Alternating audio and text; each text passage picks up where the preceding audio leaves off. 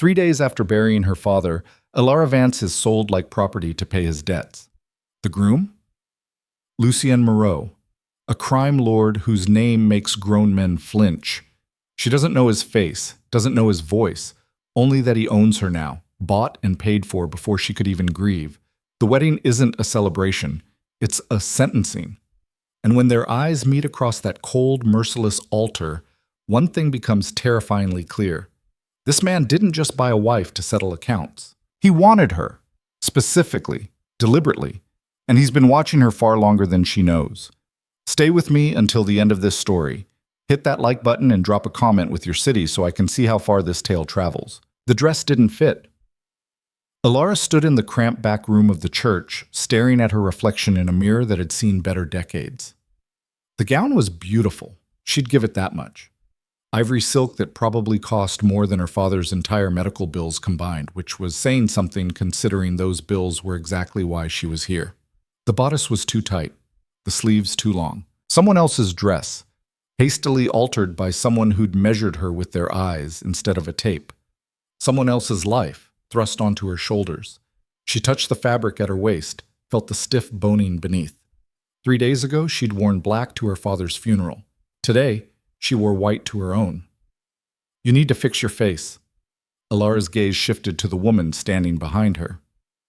Margaret, her father's attorney, though that title felt generous given how spectacularly the woman had failed at her one job, protecting her client's daughter from his catastrophic decisions. My face is fine, Elara said. You look like you're about to throw up. I might be. Margaret sighed, the sound heavy with something that might have been sympathy if Elara was feeling charitable. She wasn't. I know this isn't what you wanted. What I wanted. Elara turned and the dress swished around her legs like a living thing trying to trap her. I wanted my father to not gamble away everything we had. I wanted him to not borrow money from people who break kneecaps for late payments. I wanted him to not die and leave me holding a debt I can't possibly pay. But sure, let's talk about what I wanted. Margaret's mouth thinned. She was a severe woman, all sharp angles and sharper suits, but right now she just looked tired. Your father made mistakes. Mistakes? Elara laughed, and it came out wrong, edged with something that might turn into screaming if she let it. Is that what we're calling it? Mistakes? But this arrangement will clear everything, every penny. You'll be free of it. Except I won't be free at all, will I? Margaret didn't answer that. Couldn't, probably. They both knew what this was. A transaction. A business deal dressed up in silk and promises that meant nothing. Elara turned back to the mirror. The woman looking back at her was a stranger, pale, hollow-eyed. Her dark hair had been swept up into something elegant that made her neck look too long, too exposed, vulnerable. She'd never worn her hair like this. Her father used to say she looked like her mother when she smiled. She wasn't smiling now. Who is he? Elara asked. You never actually told me his name, she'd asked before. Multiple times. Margaret had deflected every time, citing confidentiality, saying it didn't matter, that the terms were generous and Elara should be grateful someone was willing to take on her father's mess. Margaret hesitated now, and that hesitation told Elara more than words could. His name is Lucien Moreau. The name meant nothing to Elara. Should it? She watched Margaret's face in the mirror, saw the way the woman's jaw tightened. Who is he? Elara asked again, slower. He's well-connected. That's not an answer. He's a businessman. Margaret. The attorney exhaled. He's someone you don't say no to. That's who he is. Someone who, when he wants something, he gets it. And he wanted this arrangement. Wanted this arrangement. Not wanted to help. Not wanted to be charitable. Wanted this. Why? Elara's voice came out smaller than she intended. Why would someone like that want to marry someone like me? I don't ask those questions, Margaret said. And neither should you. A knock at the door made them both jump. A man's voice, muffled through the wood. 5 minutes. 5 minutes until she walked down an aisle toward a man whose name she'd learned 30 seconds ago. 5 minutes until she promised herself to a stranger because her father had been too weak, too desperate, too broken to stop himself from destroying everything. She wanted to hate him for it. Her father. Wanted to let that anger burn hot and bright enough to carry her through this. but all she felt was tired. Bone-deep, soul-sick tired. "I don't have a choice, do I?" Elara asked. Margaret's silence was answer enough. The church was smaller than Elara expected. No grand cathedral with soaring ceilings and stained glass casting colored light across marble floors. This was something else. A private chapel, barely large enough for the 20 or so people scattered across the pews. She didn't recognize any of them. Not one. No friends, no family, just strangers in expensive suits and dresses that probably cost more than she'd earned in a year at the bookstore where she'd worked. Used to work. She'd quit yesterday. Or been fired. Hard to say which. When you called your boss and said you couldn't come in because you were getting married on Thursday to pay off your dead father's gambling debts. The organ music started, something classical she didn't recognize. Probably beautiful if she was in any state to appreciate it. Margaret walked her down the aisle. Not her father, he was 3 days in the ground. Not a brother or uncle or friend. Just the lawyer who'd facilitated this whole mess, her hand tight on Elara's elbow, like she thought Elara might bolt. She wouldn't, couldn't. The doors were probably locked anyway.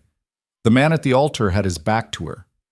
Elara's first thought was that he was tall, taller than she'd expected, though she hadn't really expected anything. Broad-shouldered in a black suit that fit like it had been made for him, which it probably had. Dark hair, cut short. He didn't turn as she approached, and something about that felt deliberate, a power play, making her come to him. She stopped at the altar. Waited.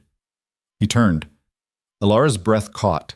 She didn't know what she'd been expecting. Someone older, maybe, softer.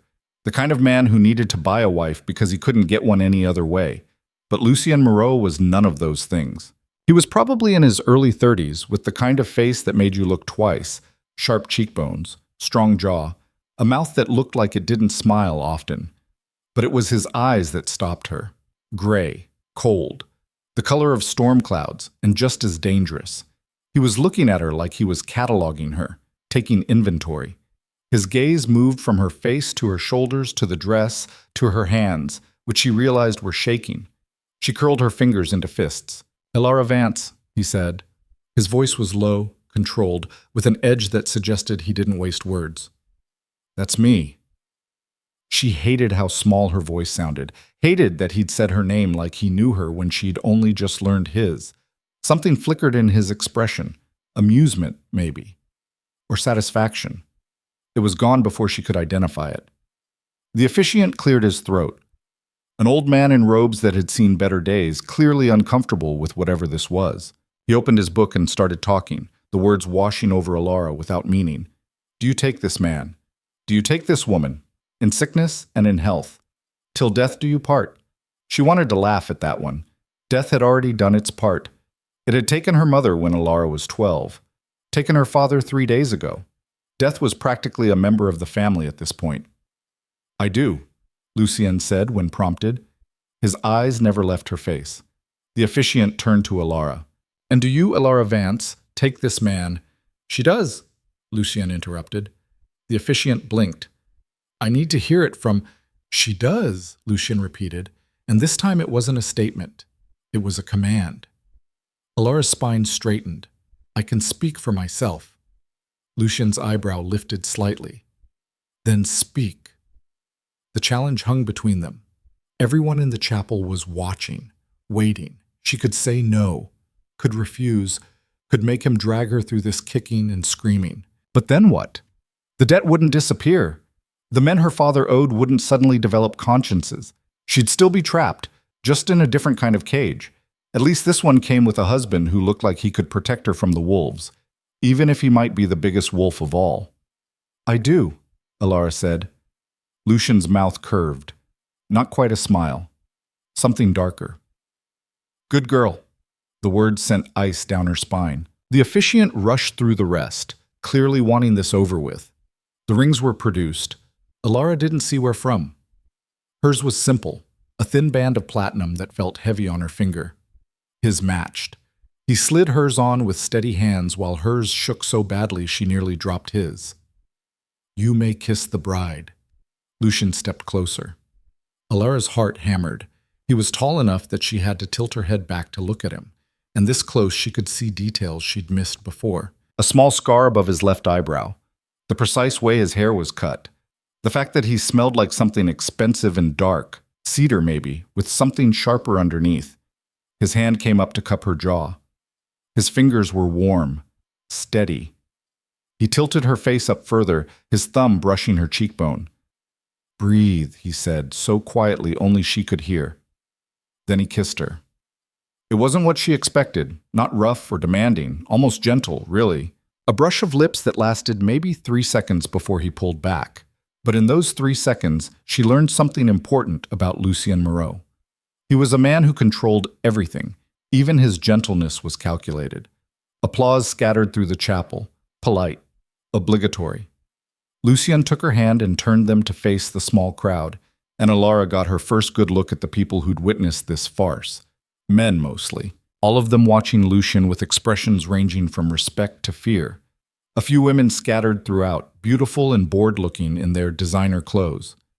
In the back row, a massive man with a scarred face and arms like tree trunks stood with his arms crossed, watching her with undisguised curiosity. These weren't wedding guests. They were witnesses. Making sure she couldn't back out, couldn't claim later that this hadn't happened. This wasn't a wedding, it was a business meeting, and she was the acquisition. Lucien led her down the aisle, his hand firm on hers. Not painful, but inescapable. The crowd filed out after them, and suddenly Elara was standing in the weak afternoon sunlight, the cold April air biting through her dress. A car waited at the curb. Black. Expensive. The kind with windows you couldn't see through. "Where are we going?" Elara asked. "Home," Lucien said. "I need to go back to my apartment, get my things." "Already handled. Your belongings are being moved as we speak." She stopped walking. "You went through my apartment?" "I had people go through your apartment," he corrected. "There's a difference." "You had no right." "I had every right." He turned to face her fully, and the warmth from the kiss, if it could even be called warmth, was gone completely. This was the man Margaret had warned her about, the one you didn't say no to. "You're my wife now, Elara. That means what's yours is mine. Your apartment, your things, your debts, all of it. I'm not a possession. Aren't you?" He tilted his head slightly. "You were offered in payment for a debt, accepted as settlement. The paperwork's been filed, legally. You're mine." The word should have made her angry, should have made her want to slap him, scream at him, do something other than just stand there feeling the ground shift beneath her feet. "I'm a person," she said, "not property. I'm aware." Something flickered in his eyes again, that same unreadable expression from before. "If you were property, this would be significantly simpler." He opened the car door. "Get in." "And if I don't?" "Then I'll put you in. Your choice, how dignified you want this to be." Elara looked past him at the chapel, at the strangers filing into their own expensive cars, at Margaret standing by the entrance looking like she wanted to be anywhere else. No help there. No help anywhere. She got in the car. Lucien slid in beside her, and the door closed with a heavy thunk that sounded far too final. The driver pulled away from the curb without being told, like he'd been waiting for exactly this moment. The interior smelled like leather and that same dark scent Lucien wore. The seats were soft. The windows were, as she'd suspected, tinted so dark she could barely see out. A partition separated them from the driver, closed for privacy. Privacy. Right, because now they were married, they needed privacy.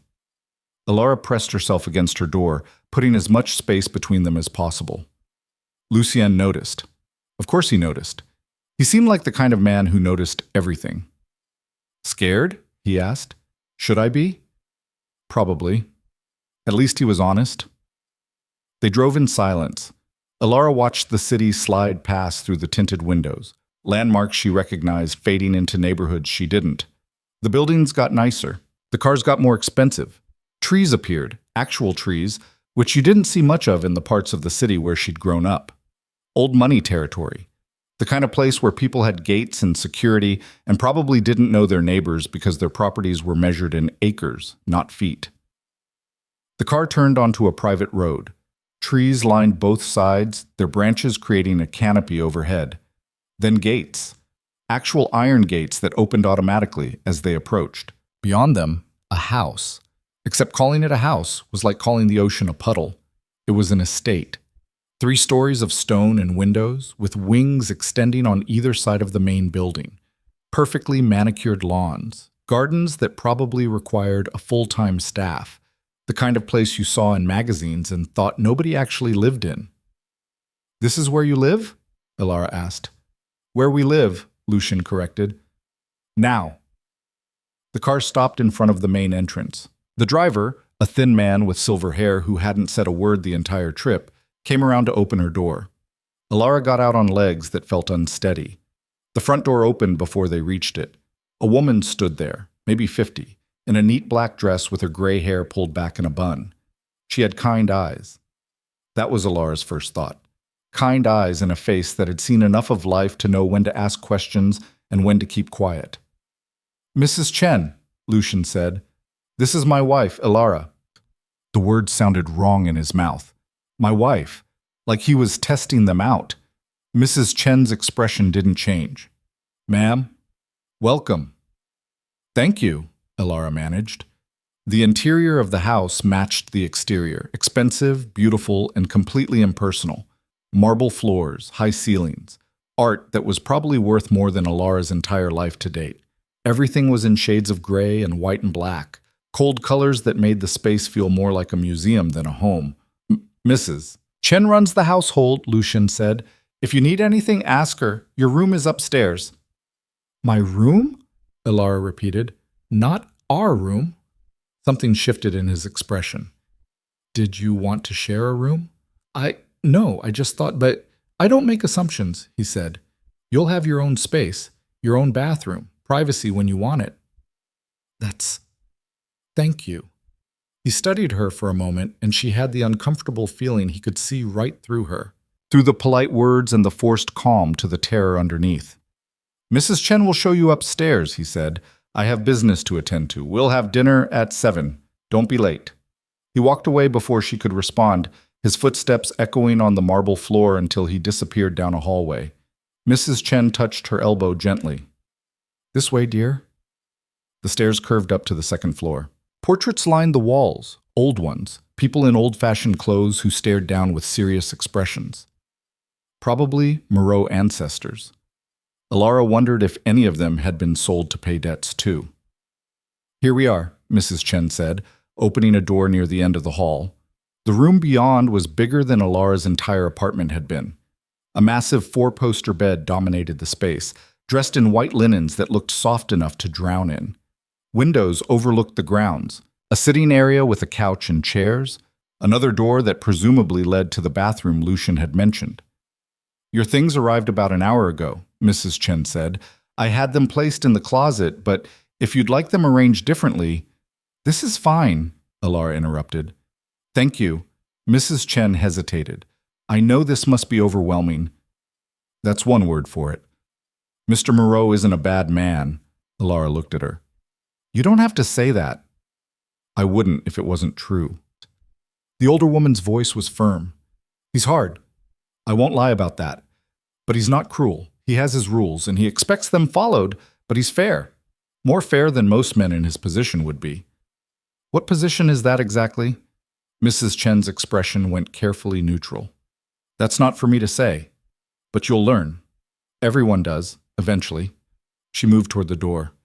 "Dinner's at 7, like he said. The dining room is on the first floor, east wing. I'll have someone come get you if you'd like." "I can find it." "Of course." Mrs. Chen paused at the door. "For what it's worth, I'm glad he's married. I think it might be good for him. Having someone." She left before Elara could ask what that meant. Alone, Elara sank onto the bed. The mattress was exactly as soft as it looked. The kind of soft that money bought. The kind of soft that came with a price. She looked down at her hand. The ring caught the light from the window, platinum gleaming. Already it felt like part of her, which was terrifying. How quickly you could get used to chains if they were pretty enough. Her phone buzzed in her clutch, the one accessory she'd been allowed to keep. She pulled it out. A text from Margaret. "Paperwork is filed. Debt is cleared. You're free." Free. Right. Elara set the phone aside and stood, moving to the closet. Mrs. Chen hadn't exaggerated. All her belongings were there. Her clothes, her books, her small collection of things that had belonged to her mother. Everything packed neatly, organized by someone who'd been paid to care. She found jeans and a sweater and changed out of the wedding dress, hanging it in the back of the closet where she wouldn't have to look at it. The jeans were old, worn soft from washing. The sweater had a hole in the sleeve. Normal clothes for her normal life that didn't exist anymore. 6:30. Half an hour until dinner with her husband. Her husband. The crime lord. The man who'd bought her to settle a debt. The man who'd been watching her before the debt. Who'd wanted her specifically. That was the part that scared her most. Not the forced marriage, or the isolation, or the enormous house that felt like a very expensive prison. It was knowing that this hadn't been random. That Lucien Moreau had chosen her deliberately. She just didn't know why. The dining room was exactly where Mrs. Chen said it would be. Elara found it at 6:58, which she counted as a victory given the size of the house. The room was formal, long table, candles already lit, place settings for two at one end. Lucien was already there, standing by the window with a glass of something amber in his hand. He'd changed too, traded the wedding suit for dark slacks and a gray shirt with the sleeves rolled up. It should have made him look more casual. Somehow it just made him look more dangerous. He turned when she entered. His gaze traveled over her jeans and sweater, and she braced for a comment about appropriate dinner attire. "Better," he said instead. "Better?" "Than the dress. You looked like you wanted to crawl out of your skin." "I did." "At least you're honest." He moved to the table, pulling out a chair. "Sit." It wasn't a request. Elara sat. He took the seat at the head of the table, close enough to reach her, but far enough to maintain that careful distance he seemed to prefer. Mrs. Chen appeared with two plates. Steak. Vegetables that probably had names Elara didn't know. Everything arranged artfully, like they were in a restaurant instead of his house.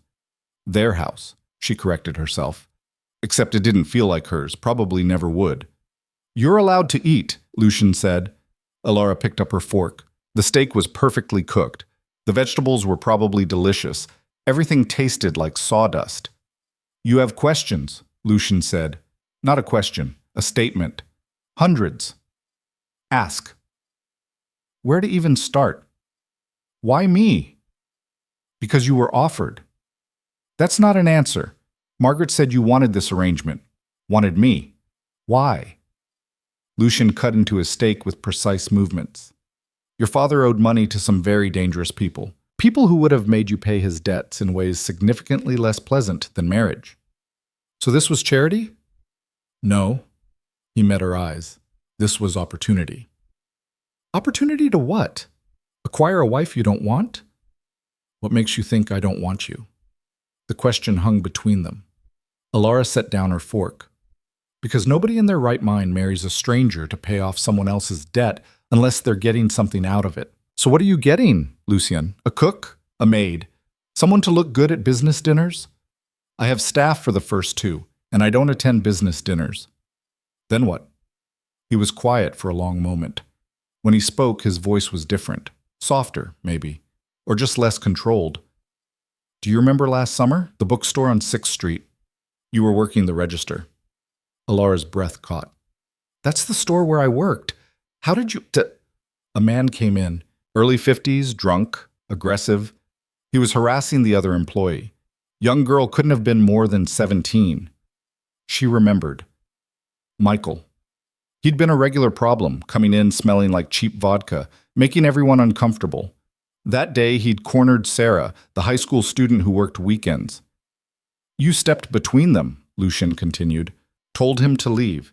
He grabbed your arm. You didn't flinch. Didn't back down.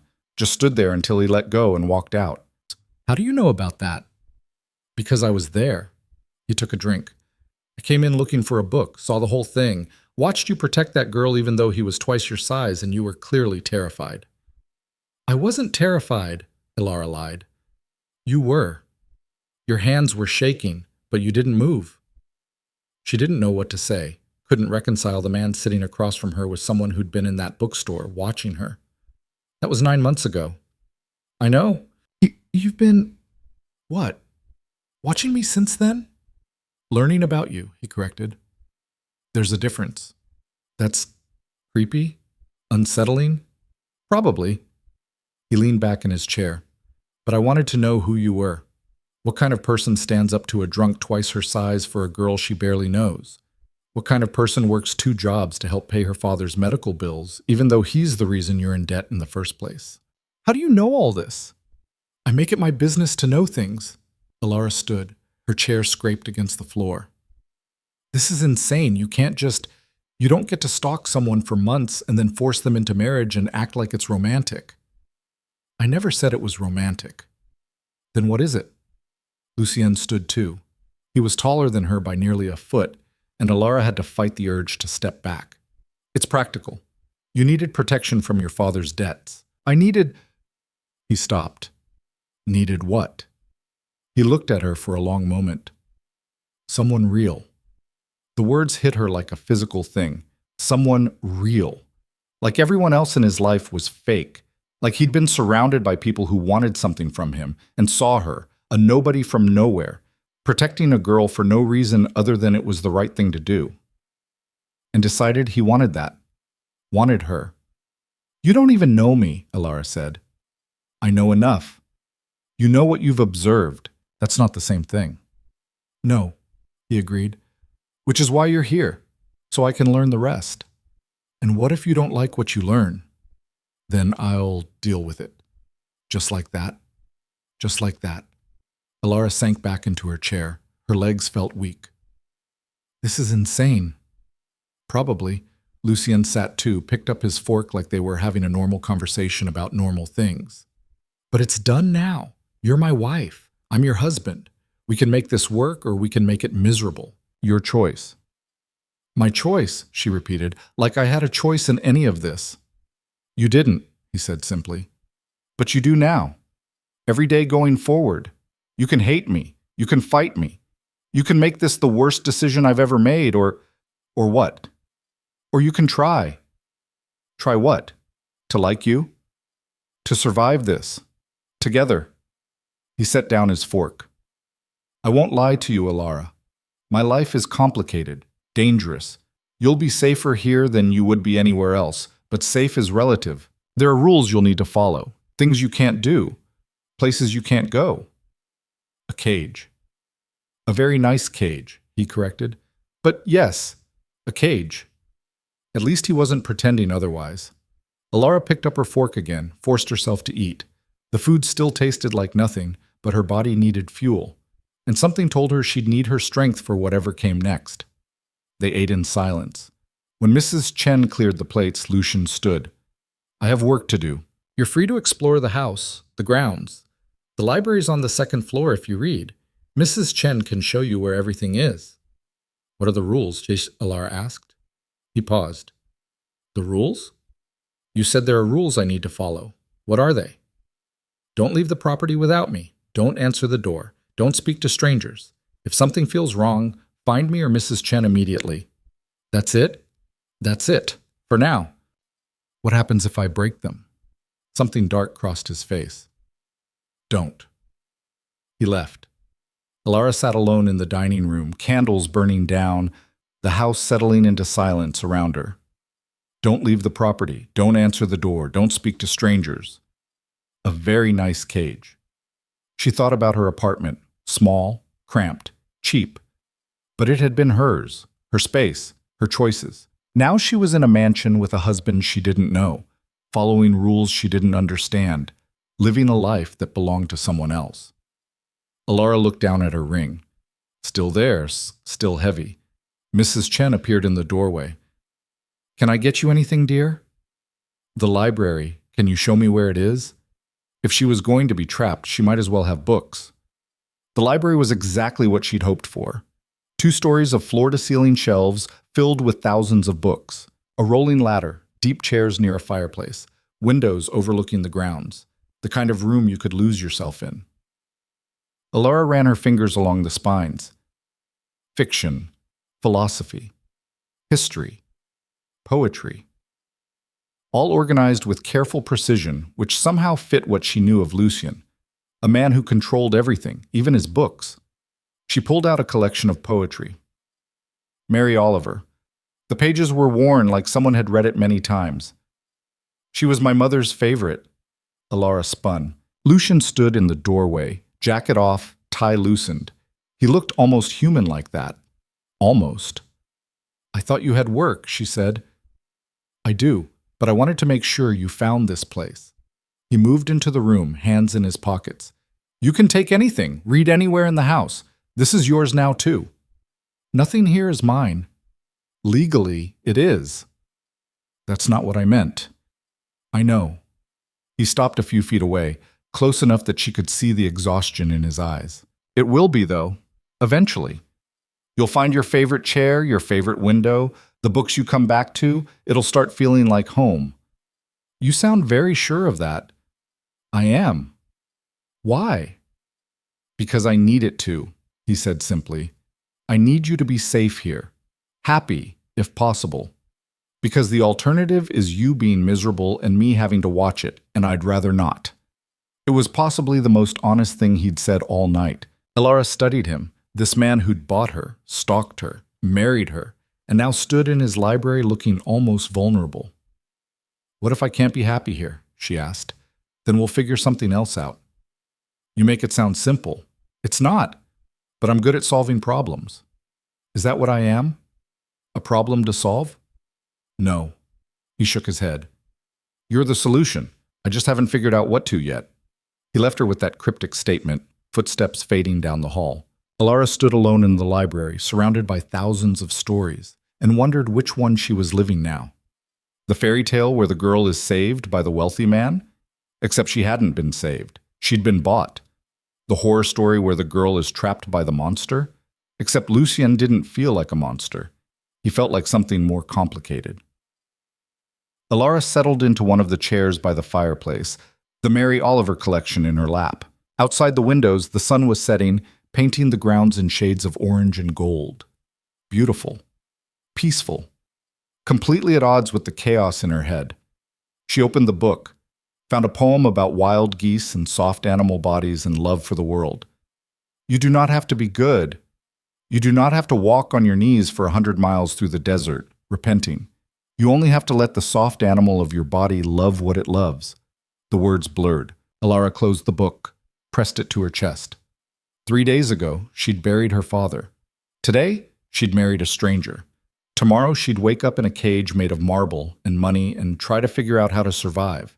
But tonight, she'd sit in this library and remember that somewhere under all the fear and anger and confusion, she was still herself. Still Elara. Still real. Even if nothing else was. The first week passed in a blur of empty rooms and careful distance. Elara learned the house by walking it at night when Lucian was locked in his office and the staff had gone home. She learned that the West Wing was strictly off-limits, Lucian's private workspace guarded by men who appeared from nowhere whenever she got too close. She learned that Mrs. Chen started work at 6 in the morning and never asked questions. She learned that the gardens were beautiful but felt like a museum exhibit, perfect and untouchable. She learned that Lucien was gone more than he was home. He left before she woke most mornings, returned after she'd gone to bed.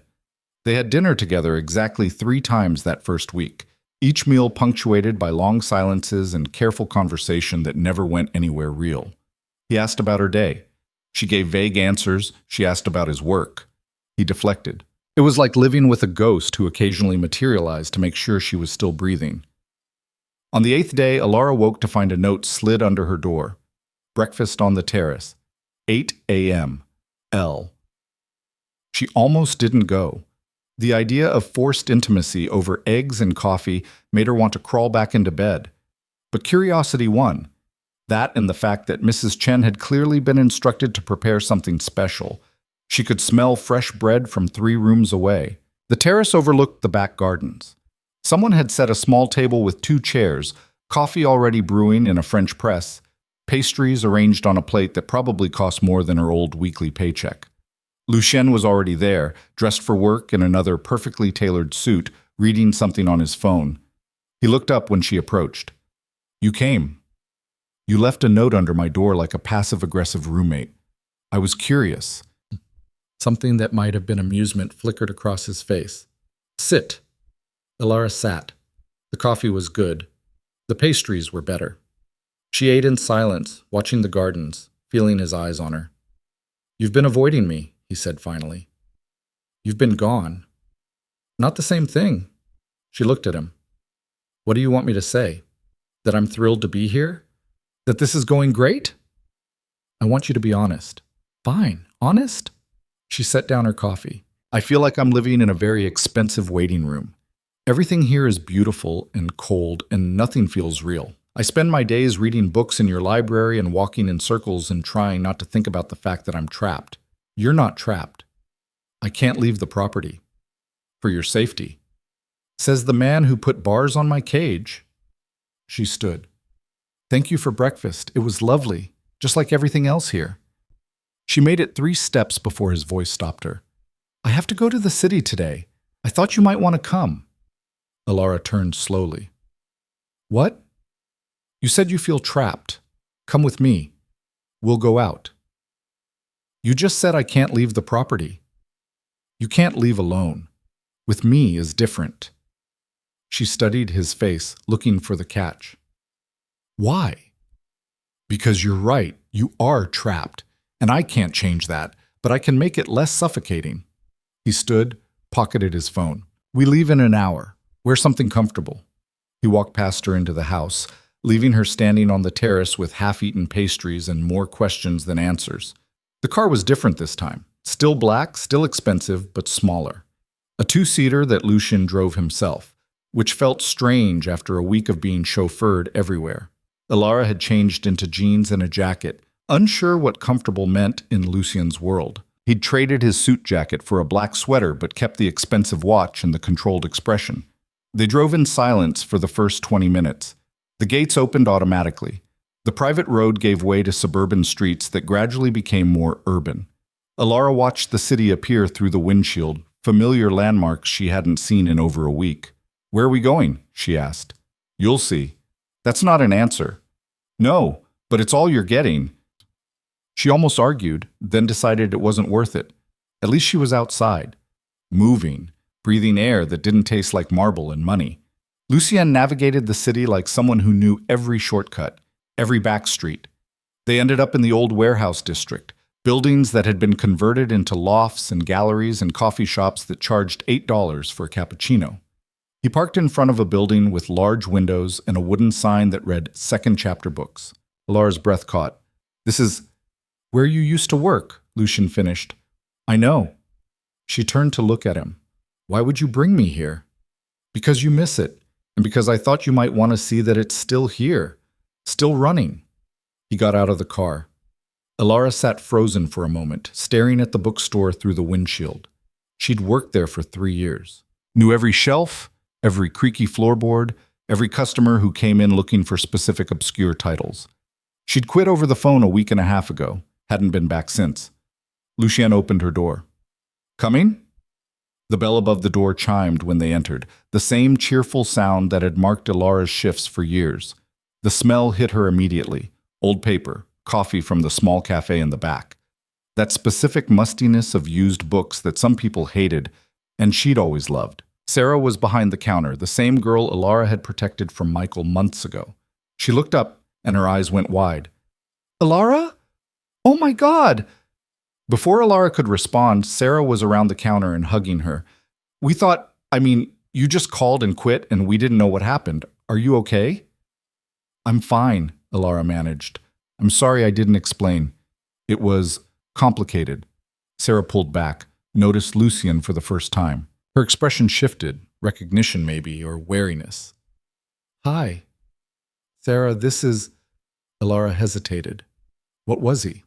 Her husband? Her keeper? "This is Lucien." "Her husband," Lucien supplied smoothly. He extended a hand. "We met last summer." Sarah shook his hand carefully, like he might break it. "Right. The guy who bought the Emily Dickinson collection. You remember? Kind of hard to forget someone who drops $2,000 on old books without blinking." Elara stared at him. "You spent $2,000 here?" They were first editions. Seemed worth it.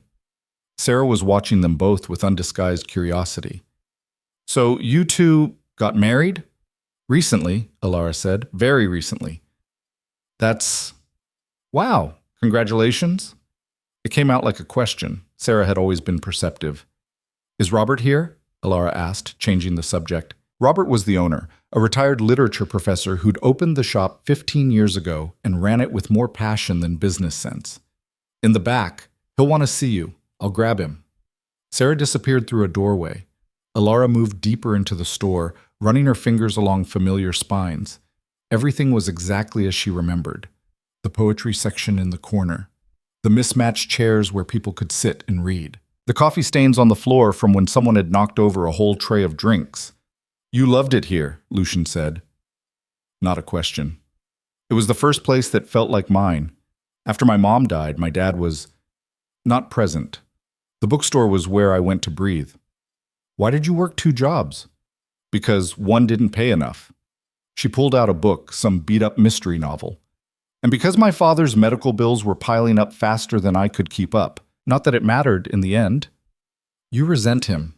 Your father. Elara put the book back. I love him. Loved him. But yeah, I resent him too. For being weak. For giving up. For leaving me with this mess. That's honest. You said you wanted honest. Robert emerged from the back and Elara found herself wrapped in another hug. The old man smelled like pipe tobacco and old paper. Exactly the way he always had.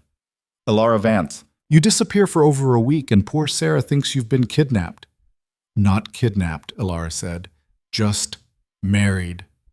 Robert held her at arm's length, studying her with sharp eyes that missed nothing. Married. To him, I presume. He nodded at Lucien. To me, Lucien confirmed. Robert released Elara, turned his attention to Lucien. You're the one who bought the Dickinson collection, and the Whitman, and that entire shelf of modernist poetry I'd had for 6 years. Guilty. You read them or just collect them? I read. Good. Hate people who buy books as decoration.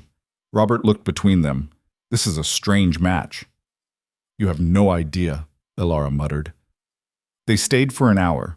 Elara helped Sarah shelve new arrivals, fell back into the rhythm of the work like she'd never left.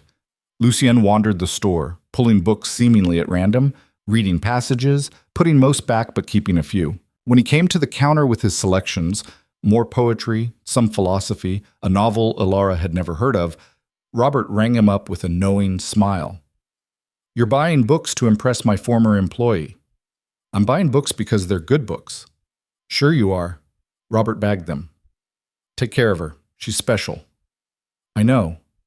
Outside, the sun was higher, the street busier. Elara breathed in the city air, let herself feel something like normal for the first time in days. Thank you, she said, for bringing me here. You don't have to thank me for basic decency. In my experience, basic decency is pretty rare. They walked down the block, no destination, just moving. Lucien kept pace beside her, his presence a constant weight she was starting to get used to. Can I ask you something? Elara said. You can ask. I might not answer. What do you actually do? For work? He was quiet for long enough that she thought he wouldn't answer. Then, I solve problems. That's vague. It's accurate. People come to me with problems they can't solve themselves. I solve them. What kind of problems? The expensive kind. Elara stopped walking. Lucien. He stopped too, turned to face her. You want the truth? I want to understand who I married. I run several businesses, some legitimate, some less so.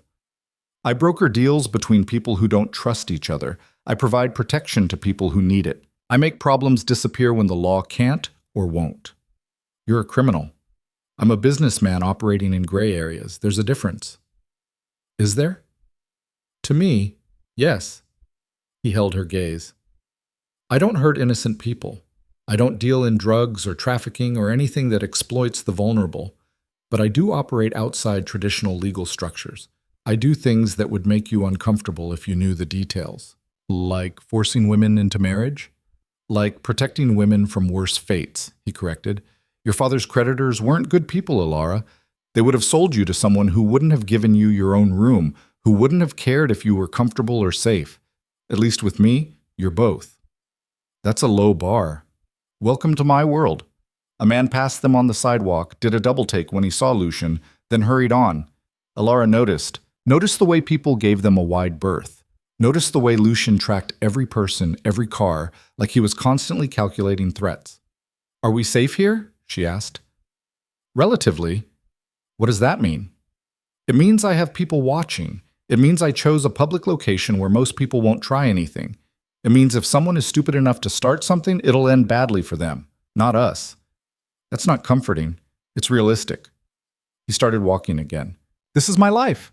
I can't change that, but I can control how much of it touches you." They ended up at a small cafe, the kind with outdoor seating and overpriced salads. Lucian ordered coffee. Elara ordered tea she didn't want. "Tell me about your mother," he said. The question surprised her. "Why?" "Because you mentioned her, and because I want to know." Elara wrapped her hands around her mug. The ceramic was warm, real. "She died when I was 12. Cancer. It was fast, 6 months from diagnosis to funeral. My father never recovered. That's when he started gambling. That's when he started everything. Drinking, gambling, making bad decisions and worse friends." She stared into her tea. "He used to be different. Before. He was a good dad, taught me to read, took me to the library every weekend. But after Mom died, it was like he died too. Just took him 15 more years to stop breathing. You stayed with him anyway. He was my father. What was I supposed to do? Leave. Build your own life. I tried. Got into college, had a scholarship and everything. But then he got sick, and the bills started coming, and someone had to deal with it." She looked up at Lucian. "You probably think I'm an idiot." "I think you're loyal. There's a difference. Loyal or stupid still ends the same way." "Maybe." He leaned back in his chair. "For what it's worth, your father loved you, in his way. How would you know? Because he could have sold you to worse people, could have made more money, cleared more debt. But he specifically waited until I made an offer, told my intermediary that he wanted guarantees you'd be safe. That mattered to him, even at the end." Elara's throat tightened. "He told you that?"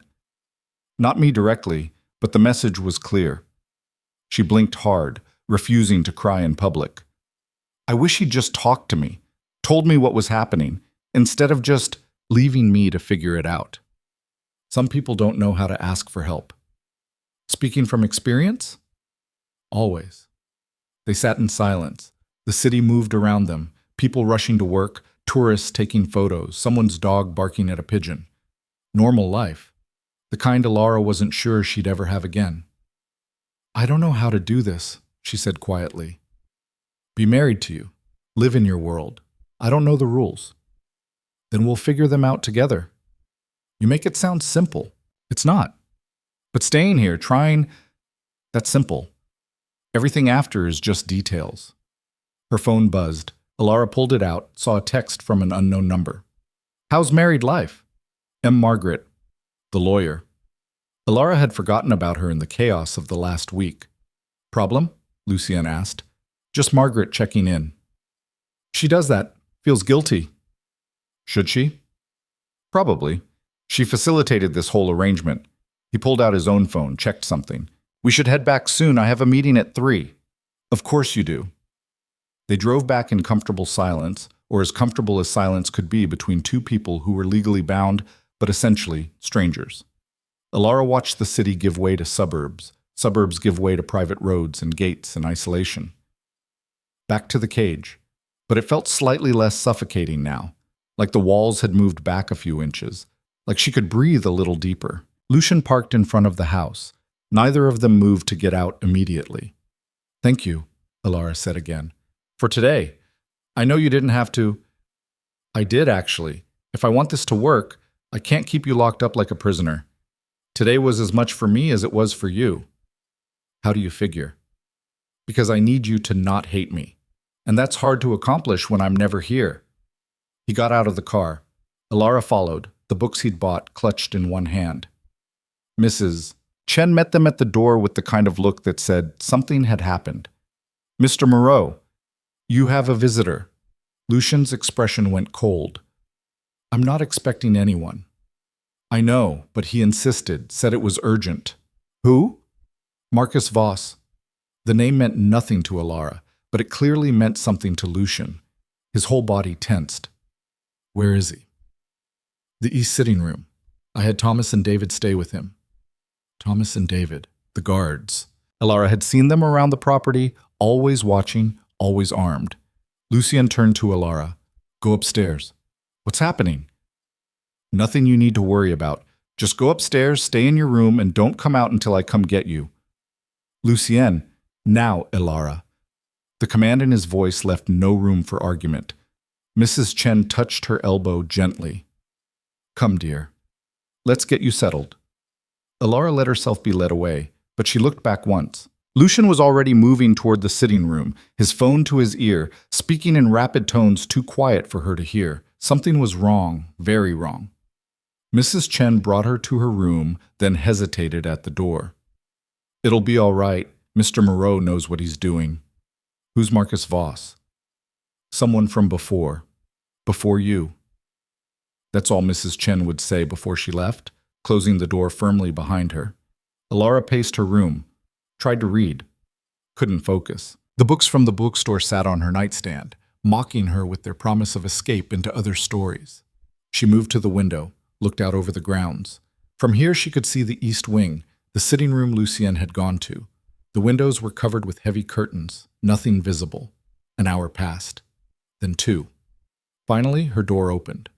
Lucian stood there, and for the first time since she'd met him, he looked rattled. His hair was messed up, like he'd been running his hands through it. His jaw was tight. Is everything okay? Elara asked. Define okay. He walked into her room, started pacing. Marcus Voss is a former associate. We had a disagreement 6 months ago. He thought he was owed money. I disagreed. He made threats. I made counter-threats. It got ugly. What did he want? To renegotiate. Said he heard I'd gotten married, wanted to offer congratulations and see if that changed anything. Lucian laughed, but it wasn't a happy sound. He was fishing, trying to see if you're a weakness. Am I? He stopped pacing, looked at her directly. Yes. The honesty of it hit her hard. What did you tell him? That if he or anyone associated with him comes near you, I'll make what happened 6 months ago look like a friendly conversation.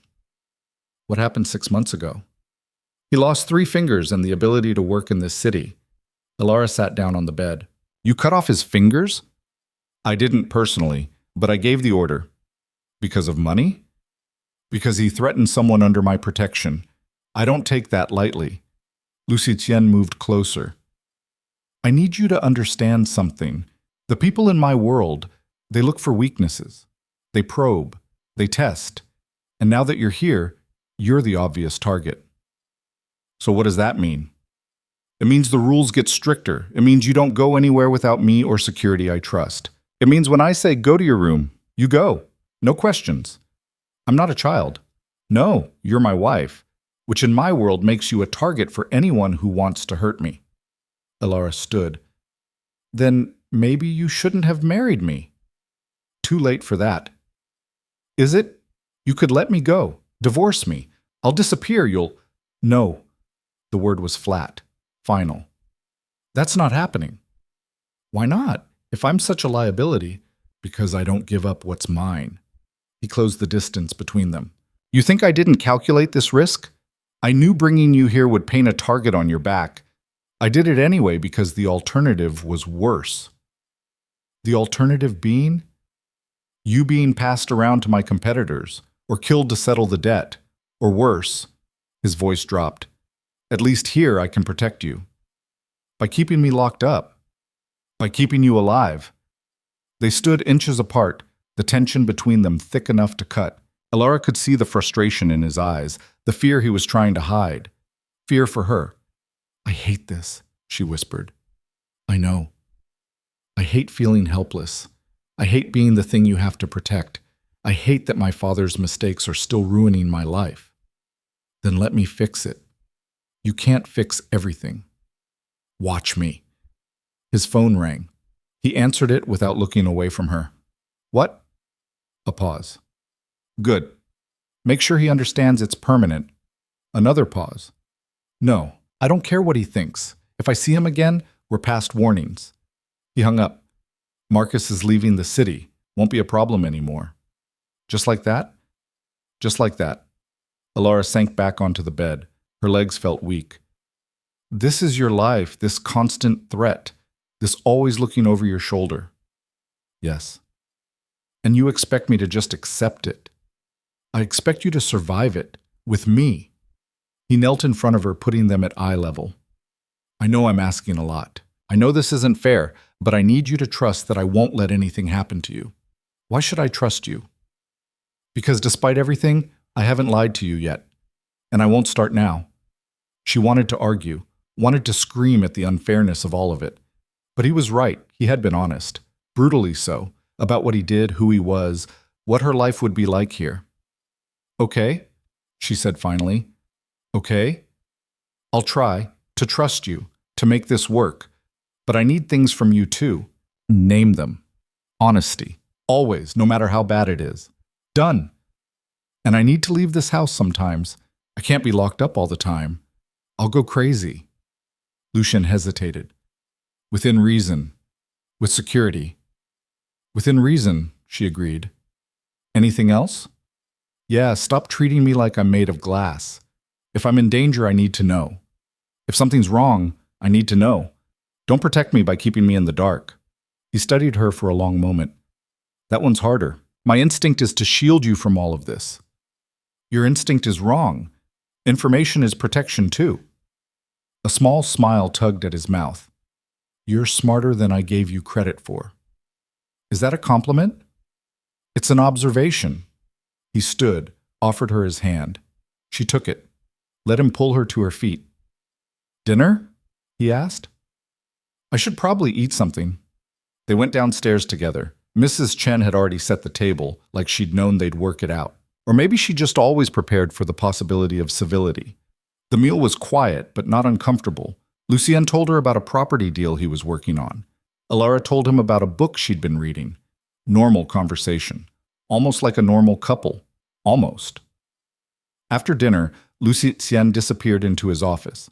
Elara went back to the library, pulled down the Mary Oliver collection again. Found the poem about wild geese. You do not have to be good. She was starting to understand that. Starting to understand that maybe surviving didn't mean being perfect. Maybe it just meant being real enough to weather whatever came next. Her phone buzzed. Another text from Margaret, checking in. Everything all right? Elara typed back, define all right. The response came quickly.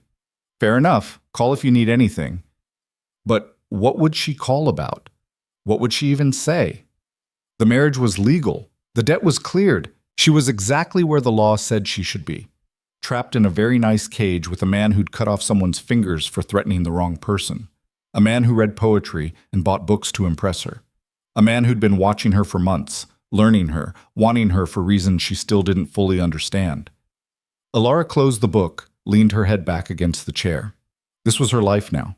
These contradictions. This constant tension between fear and something that might eventually be trust. She could fight it, could make every day a battle. Or she could do what she'd told Lucien. Try. Actually try to make this work. Not because she had to, not because she was trapped, but because somewhere in the mess of the last 2 weeks, she'd started to see glimpses of something real beneath Lucien's control. Moments where the mask slipped and she saw the man underneath. The man who brought her to her favorite bookstore because he knew she was suffocating. The man who offered her honesty when lies would have been easier. The man who'd chosen her not because she was convenient, but because she'd protected a girl in a bookstore and he'd decided that mattered. Maybe she was an idiot. Maybe this would all blow up spectacularly. But at least it would be her choice to try. At least it would be real. 3 weeks into the marriage, Elara woke to shouting. Not the controlled, measured tone she'd gotten used to from Lucien during their careful dinners and stilted conversations. This was raw, angry, coming from somewhere downstairs. She checked her phone. 4:30 in the morning. Still dark outside. The smart thing would be to stay in bed, follow the rules. Let Lucien handle whatever crisis was erupting in his world of shadows and threats. But Elara had never been particularly good at doing the smart thing. She pulled on a robe and opened her door. The hallway was dark except for a light coming from the first floor. The shouting had stopped, replaced by low, intense voices she couldn't make out. She crept down the stairs, keeping to the edges where the wood didn't creak. The voices were coming from Lucian's office, the one room in the house she'd been explicitly told to avoid. The door was open a crack. "Telling you it's not sustainable," a man's voice said. Not Lucien. Rougher. Older. "You keep making exceptions, people start thinking you've gone soft." "I don't care what people think." That was Lucien. Cold. Controlled again. Whatever had made him shout was locked back down. "You should. Reputation is currency in our world. You know that better than anyone." "My reputation is fine." "Is it? You married some girl to settle a debt. You let Voss walk away with a warning. You've turned down 3 contracts in the last month, good money, because they were too messy. That's not the Lucien Moreau I know." Silence. Elara pressed closer to the door, her heart hammering. "Things change," Lucien said finally. "Yeah, they do. Question is whether you're changing for the better or if you're getting distracted." "Careful, Anton." "Someone needs to say it. This girl, Elara, she's making you hesitate, making you second guess. That's dangerous." "She's my wife." "Of course she factors into my decisions." "She's a liability. You said it yourself. A target. Every enemy you've made in the last decade is looking at her and seeing opportunity. Then they'll learn what happens when they try." Will they?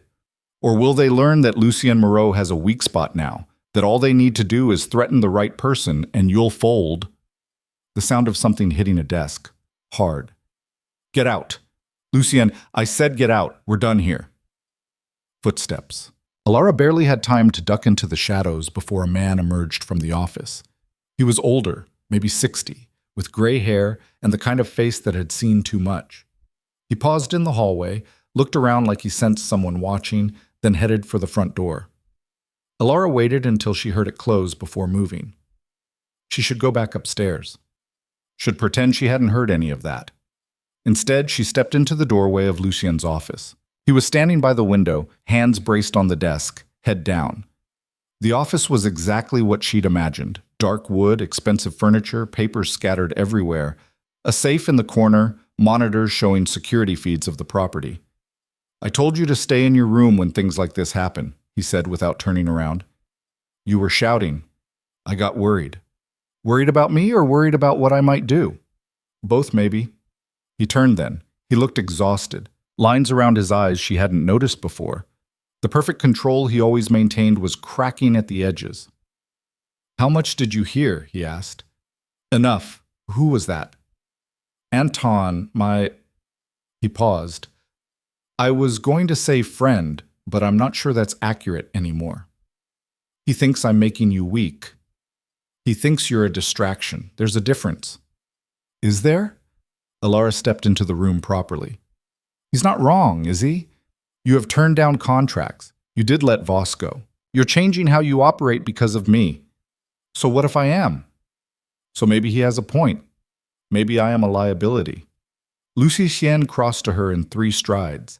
His hands came up to frame her face, firm but not painful. "Listen to me. Anton is from the old guard. He thinks power comes from fear and nothing else. He's wrong." "Is he? In your world, my world is changing, has to change, because what worked 10 years ago doesn't work now." His thumbs brushed her cheekbones. "You think I don't know what people are saying? That I've gone soft? That marriage has made me weak? I know, I don't care." "You should care. If it puts you in danger. I've been in danger my entire adult life. This is nothing new. But it's danger because of me. That's different." He dropped his hands, stepped back, ran one hand through his hair, messing it up further. 3 months ago, a man came to me, said his daughter had gotten involved with some very bad people, drugs, debts, the usual spiral. He wanted me to make it go away. I took the contract, made the problem disappear. Efficient, clean, profitable. He moved back to the window. 2 weeks later, I found out the daughter was 16. The bad people were her dealers, and making the problem disappear meant they'd killed her for being a liability. Elara's stomach turned. "Lucien, I didn't pull the trigger, didn't even give the order directly. But it happened because of a contract I took without asking enough questions. Because I was too focused on the money and the efficiency and maintaining my reputation to care about details like age or addiction or whether there were other solutions. That's not on you. You didn't know. I didn't want to know. That's worse. He turned to face her. After that, I started asking different questions, started turning down work that felt wrong. Anton called it going soft. I call it having standards. And I'm part of that? The new standards? You're part of remembering why any of this matters. Why I do what I do.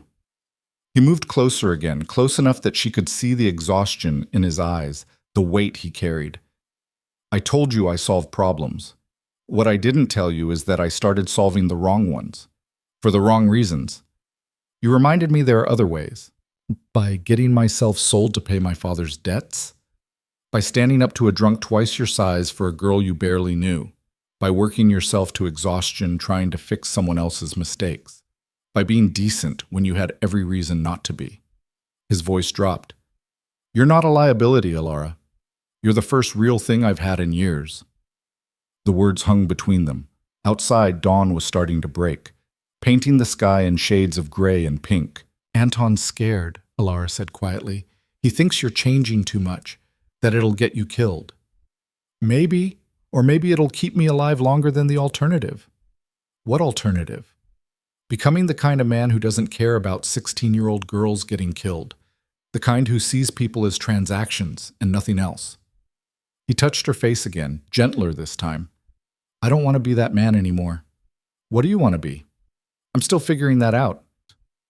They stood like that for a moment, the early morning light filtering through the windows, the house quiet around them. You should sleep, Lucian said finally. It's still early. What about you? I have work to do. Lucien, I'm fine. Go. Sleep. It was a dismissal, gentle but firm. Elara left, looking back once to see him already turned to his desk, his phone in hand, back in the mode she recognized. The crime lord. The problem solver. The man who cut off fingers and made threats and lived in a world of constant danger. But also the man who'd stopped taking contracts that felt wrong, who read poetry in the middle of the night, who'd been watching her for months because she'd done one decent thing in a bookstore. Elara went back to her room, but didn't sleep.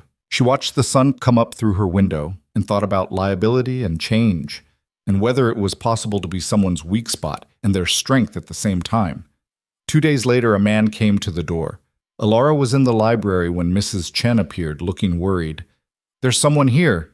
He says he needs to speak with Mr. Moreau. Is Lucien here? He's in the city. Won't be back until this evening. Did you call him? He's not answering, and this man, he says it's urgent. Elara closed her book. What does he want? He won't say, just that it's about a debt. Mrs. Chen's voice dropped. He has a child with him, a boy, maybe 8 or 9. A child. Elara stood. Where are they? I left them at the gate. Thomas is watching them, but show me. Mrs. Chen looked like she wanted to argue, but something in Elara's expression stopped her. They went downstairs, out the front door, down the long drive to the gates. A man stood there, thin and nervous-looking, with a boy clutching his hand. The child had dark circles under his eyes and clothes that had been clean once but were showing wear. Thomas, the guard, stood between them and the property with his arms crossed. He looked at Elara when she approached. Ma'am, Mr. Moreau said, I know what he said. I just want to talk to them. She turned to the man. I'm Elara Moreau. What's this about? The man's eyes widened slightly at her name. You're his wife? I am. What do you need? He glanced at Thomas, at Mrs. Chen, clearly uncomfortable. I need to speak with Mr. Moreau about a debt. I was told he's the one who can help. What kind of debt? The kind that gets people killed if they don't pay. His grip on his son's hand tightened. I made mistakes, borrowed money I couldn't pay back. Now they're threatening my family. Elara looked at the boy. He was staring at the ground, silent. Too silent for a kid his age. Who's threatening you? Does it matter? They're the kind of people who don't make idle threats. It matters if you want help. The man hesitated, then said, Viktor Kozlov, and his people. Thomas went rigid. You need to leave. Now. Please, the man said. I heard Mr. Moreau sometimes helps people, makes problems go away. I can't pay much, but how much do you owe? Elara asked. 15,000. I know it's a lot, but that's nothing. In Lucien's world, that's pocket change. For him, maybe. For me, it might as well be 1,000,000. Elara looked at Mrs. Chen. Can you bring them some water and something for the boy to eat? Mrs. Moreau, Thomas said. Mr. Moreau's instructions were clear. No visitors without his approval. I'm not inviting them in. I'm giving them water while we wait for Lucien to call back. She pulled out her phone. Mrs. Chen, please. The older woman nodded and headed back to the house. Thomas looked like he wanted to argue, but didn't. Elara dialed Lucien's number. It went to voicemail. She tried again. Same result. What's your name? She asked the man. David? David Chen. Any relation to Mrs. Chen?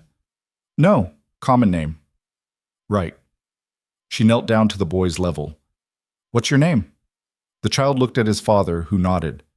Michael. Hi, Michael. You hungry? A small nod. Mrs. Chen returned with water and sandwiches. Michael took one carefully, like he wasn't sure it was allowed. David Chen didn't touch the food. How did you hear about Lucien? Elara asked. Word gets around. People in certain situations, they talk. Someone told me Lucien Moreau solves problems, that he's expensive but fair. And you thought showing up at his house was a good idea? I thought I was out of options. Elara's phone rang. Lucien, finally. She answered. There's a man here, David Chen. He says he owes money to Victor Kozlov and needs help. Silence on the other end. Then, tell Thomas to send him away. He has a kid with him, Lucien, a little boy. That's not my problem. It could be. 15,000. That's nothing to you. It's the principle. I don't negotiate with people who show up uninvited. Then make an exception. Elara, please, just talk to him. 5 minutes. More silence. She could practically hear him thinking, weighing options, calculating risks. Put him on the phone, Lucien said finally. Elara handed it to David Chen. He wants to talk to you. The man took it with shaking hands. Mr. Moreau? Yes. Yes, sir, I understand that, but... He listened. I can provide documentation, bank statements, the original loan paperwork, everything. More listening. I appreciate that, thank you. Yes, I'll wait. He handed the phone back to Elara. He's coming home, Lucien said, and we're going to have a conversation about boundaries. Looking forward to it. I'm serious, Elara. You don't know these people. You don't know what you're getting involved in. So explain it to me. That's what we agreed on. Honesty, remember? He sighed.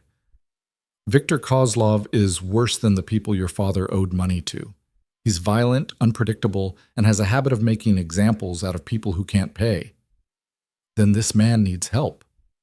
This man made bad choices. That's not my responsibility. But it could be.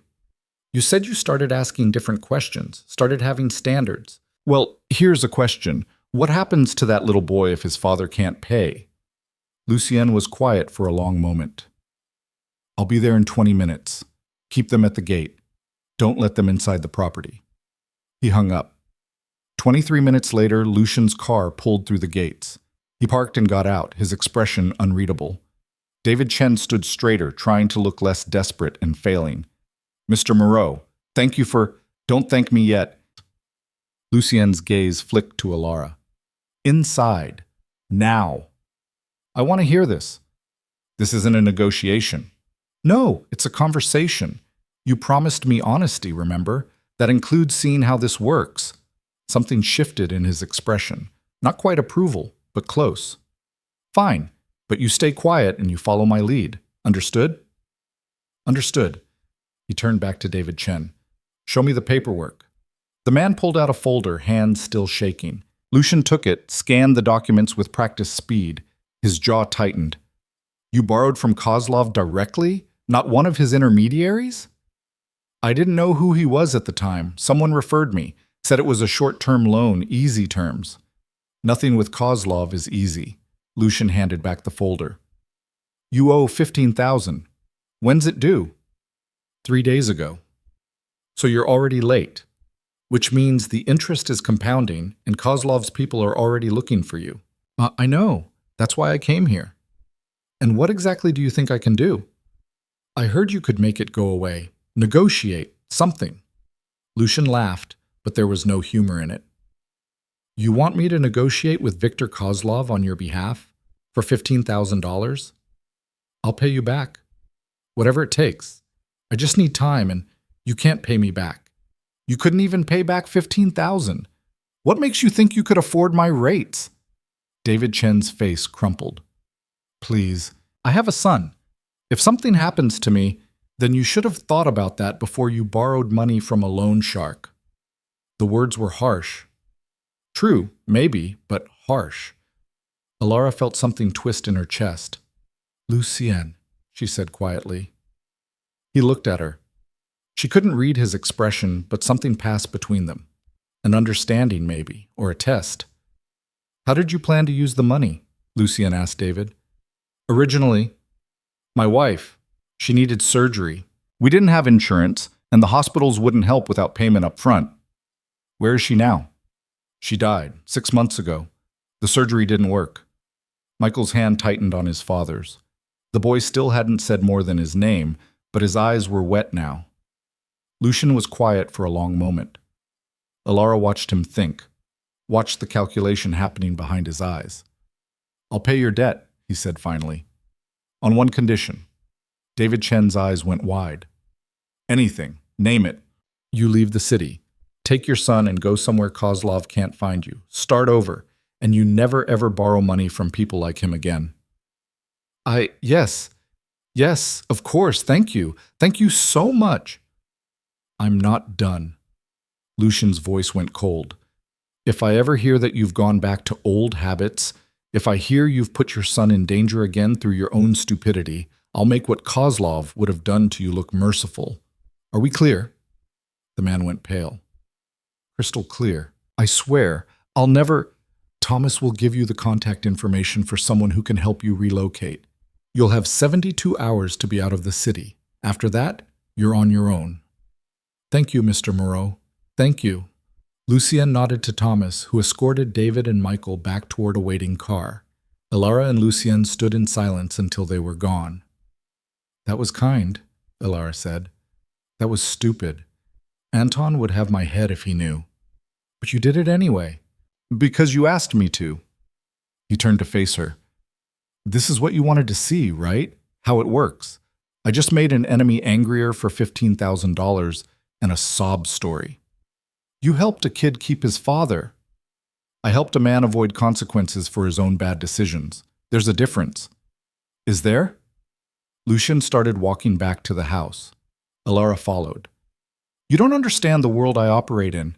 Every choice has consequences. Every favor creates debt. Every moment of weakness is something someone can exploit. So what happens now with Kozlov? I'll call him, explain the situation. Pay the debt plus interest plus a premium for the inconvenience. He'll accept because refusing would be bad business. And that's it? That's it. Unless he decides to take it personally, in which case things get complicated. They reached the house. Mrs. Chen was waiting by the door, her expression carefully neutral. That was a risk, Lucian said to Elara. Calling me, asking me to help. You didn't know what I'd say. I had a guess. Based on what? Based on the man who stopped taking contracts that felt wrong. The man who reads poetry and remembers a girl in a bookstore. She held his gaze. The man you're trying to become. And if you'd guessed wrong? Then I would have learned something about who I married. He studied her for a long moment. You're going to be trouble, aren't you? Probably. Good. He moved past her into the house. I have calls to make. This is going to take the rest of the afternoon. Lucien? He stopped. Thank you for listening. Don't thank me. I might regret this tomorrow. But he didn't sound like he regretted it. He sounded tired and frustrated, and maybe a little bit like he was surprised at himself. Elara went back to the library, back to her books and her window and her thoughts. Outside, the gardens were perfect in the afternoon light. Beautiful, controlled, safe. But she'd just watched Lucien make a decision that was none of those things. She'd watched him choose compassion over calculation, risk over reputation, because she'd asked him to. That power terrified her. The power to change someone, to influence their choices. What if she pushed too hard? What if she asked for the wrong thing at the wrong time and got him killed? But also, what if that power was mutual? What if Lucien was changing her too, teaching her that safety sometimes meant rules and distance, that kindness could coexist with violence, that the world wasn't as simple as she'd wanted to believe? Her phone buzzed. A text from an unknown number. "You don't know what you've done." Anton. Had to be. Warning her or threatening her. Hard to say which. Elara deleted it and tried not to think about the 16-year-old girl, the one who died because Lucien took a contract without asking enough questions. The one who'd changed him. Was she changing him too? And if so, was it for better or worse? She didn't have an answer, wasn't sure she ever would. All she knew was that 3 weeks ago, she'd been sold to pay a debt. Now she was here, married to a man who terrified and intrigued her in equal measure, watching him reshape his life around choices she influenced but couldn't control. It should have felt like power. Instead, it felt like drowning and learning to swim at the same time. The call from Viktor Kozlov came 3 days later at 2 a.m. Elara knew because she heard Lucien's phone ring from down the hall, heard his door open, heard his voice drop to that deadly quiet tone that meant trouble. She lay in bed staring at the ceiling, listening to footsteps pace back and forth, trying to make out words and failing. When his door opened again 20 minutes later, she got up. He was in the hallway, already dressed despite the hour. Dark jeans, dark shirt, boots. Not his usual tailored suits. This was different. "What's wrong?" she asked. "Nothing that concerns you. Go back to bed." "Lucien." He stopped, turned. Even in the dim hallway light, she could see the tension in his shoulders. Kozlov isn't happy about the Chen situation. Wants to meet. Now, it's the middle of the night. He's making a point, showing he can call me whenever he wants, that he's not scared. Lucien moved past her toward the stairs. "I'll handle it. Let me come with you." "Absolutely not." "Why not? I'm the one who asked you to help David Chen. If there's fallout, then I'll deal with it. That's not negotiable." He stopped at the top of the stairs. "Thomas and Marcus will be here. You stay inside. You don't answer the door. You don't leave your room unless the house is on fire. Understood? This is my fault. This is business. It's not personal. It feels personal." Something in his expression softened fractionally. "I know, but you being there would make it worse, not better. Kozlov would see you as leverage, as weakness. I can't have that." "So what happens?" "I go. I listen to whatever posturing he needs to do. I pay whatever extra fee he demands to save face. Then I come home." He said it like it was simple, like meeting with a violent loan shark in the middle of the night was just another Tuesday. Maybe for him it was. "Be careful," Elara said. "Always am." He left. Elara stood in the hallway listening to the car pull away, then went back to her room. Sleep was impossible. She tried reading, tried watching something on her phone, tried not thinking about all the ways this could go wrong. Anton's text kept coming back to her. "You don't know what you've done." Maybe she didn't. Maybe she'd pushed Lucien into something that would get him killed. Maybe her need to help, to fix things, to be decent was going to destroy the one person keeping her safe. She checked her phone. 3 a.m, no word from Lucien. 3:30, nothing. 4. At 4:15, she heard vehicles, multiple ones. She went to the window, looked out over the front drive. 3 cars. Not Lucien's. They pulled up to the house, and men got out. 6 of them, all armed, all moving with purpose toward the front door. Elara's heart stopped. Downstairs, she heard shouting. Thomas's voice raised. Then gunfire. The world went sideways. Elara dropped to the floor, her body moving on instinct she didn't know she had. More gunshots. Breaking glass. Footsteps pounding through the house. She crawled to her door, locked it. Her phone was across the room on the nightstand. She scrambled for it, hands shaking so badly she could barely hold it. No signal. They'd cut the lines. Or blocked them somehow. She didn't know enough about this world to know which. Voices in the hallway. Getting closer. Upstairs. Boss said she'd be upstairs. Which room? Check them all. Elara looked around frantically. The bedroom door wouldn't hold. The window was 3 stories up. The bathroom had a lock, but no other exit. She was trapped. Doors started opening down the hall, slamming, men's voices calling to each other. Not here. Keep looking. Her door handle rattled, once, twice. Then the door exploded inward, the lock giving way under a boot. 2 men stood in the doorway, both armed, both looking at her like she was an object to be collected. Found her, one of them said into a radio. Elara backed up. Get out. Sorry, sweetheart. Boss wants to see you. I'm not going anywhere with you. The first man stepped into the room. We can do this easy or hard. Your choice. Elara grabbed the lamp off her nightstand and threw it. It hit him in the shoulder, glass shattering, not enough to stop him, but enough to make him curse. Hard way then. He moved fast, grabbed her arm. Elara fought, kicking, scratching, trying to remember anything useful from the self-defense class she'd taken in college, and coming up blank.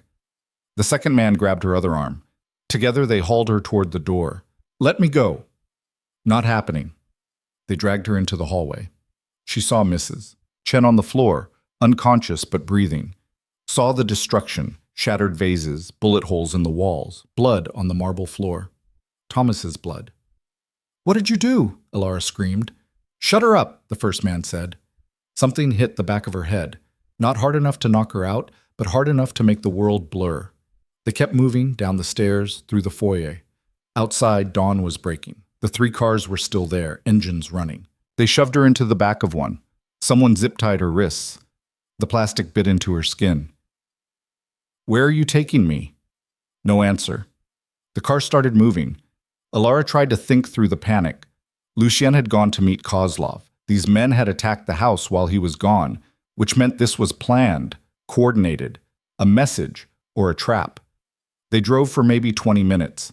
Elara tried to track the turns, memorize the route, but her head was pounding and everything looked unfamiliar. Finally, they pulled into what looked like an abandoned factory. Broken windows, rusted metal, the kind of place where bad things happened and no one heard you scream. They hauled her out of the car, into the building. The interior was worse than the exterior. Concrete floors, exposed beams, machinery that looked like it hadn't run in decades. And in the center of it all, Lucien. He was on his knees, hands bound behind his back, blood running down the side of his face from a cut above his eye. 3 men surrounded him, guns drawn. Lucien! Elara tried to run to him, but the men holding her arms yanked her back. His head snapped up.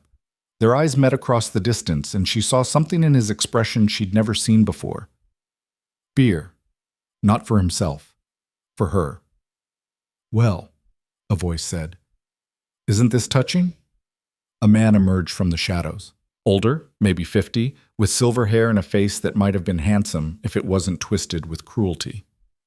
Victor Kozlov. Had to be. Mr. Moreau, he said, walking a slow circle around Lucien. You've put me in an awkward position. Let her go, Lucien said. His voice was rough. This is between us. Is it? Because I think she's very much part of this.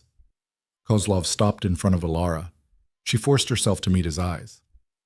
You're the one who convinced him to help David Chen, to pay his debt, to show mercy. I asked him to help a kid keep his father, Elara said. That's not a crime. No, but it's disrespectful. It sends a message that debts to me can be negotiated, that I'm soft, that if you have the right sob story and the right connections, you don't have to pay.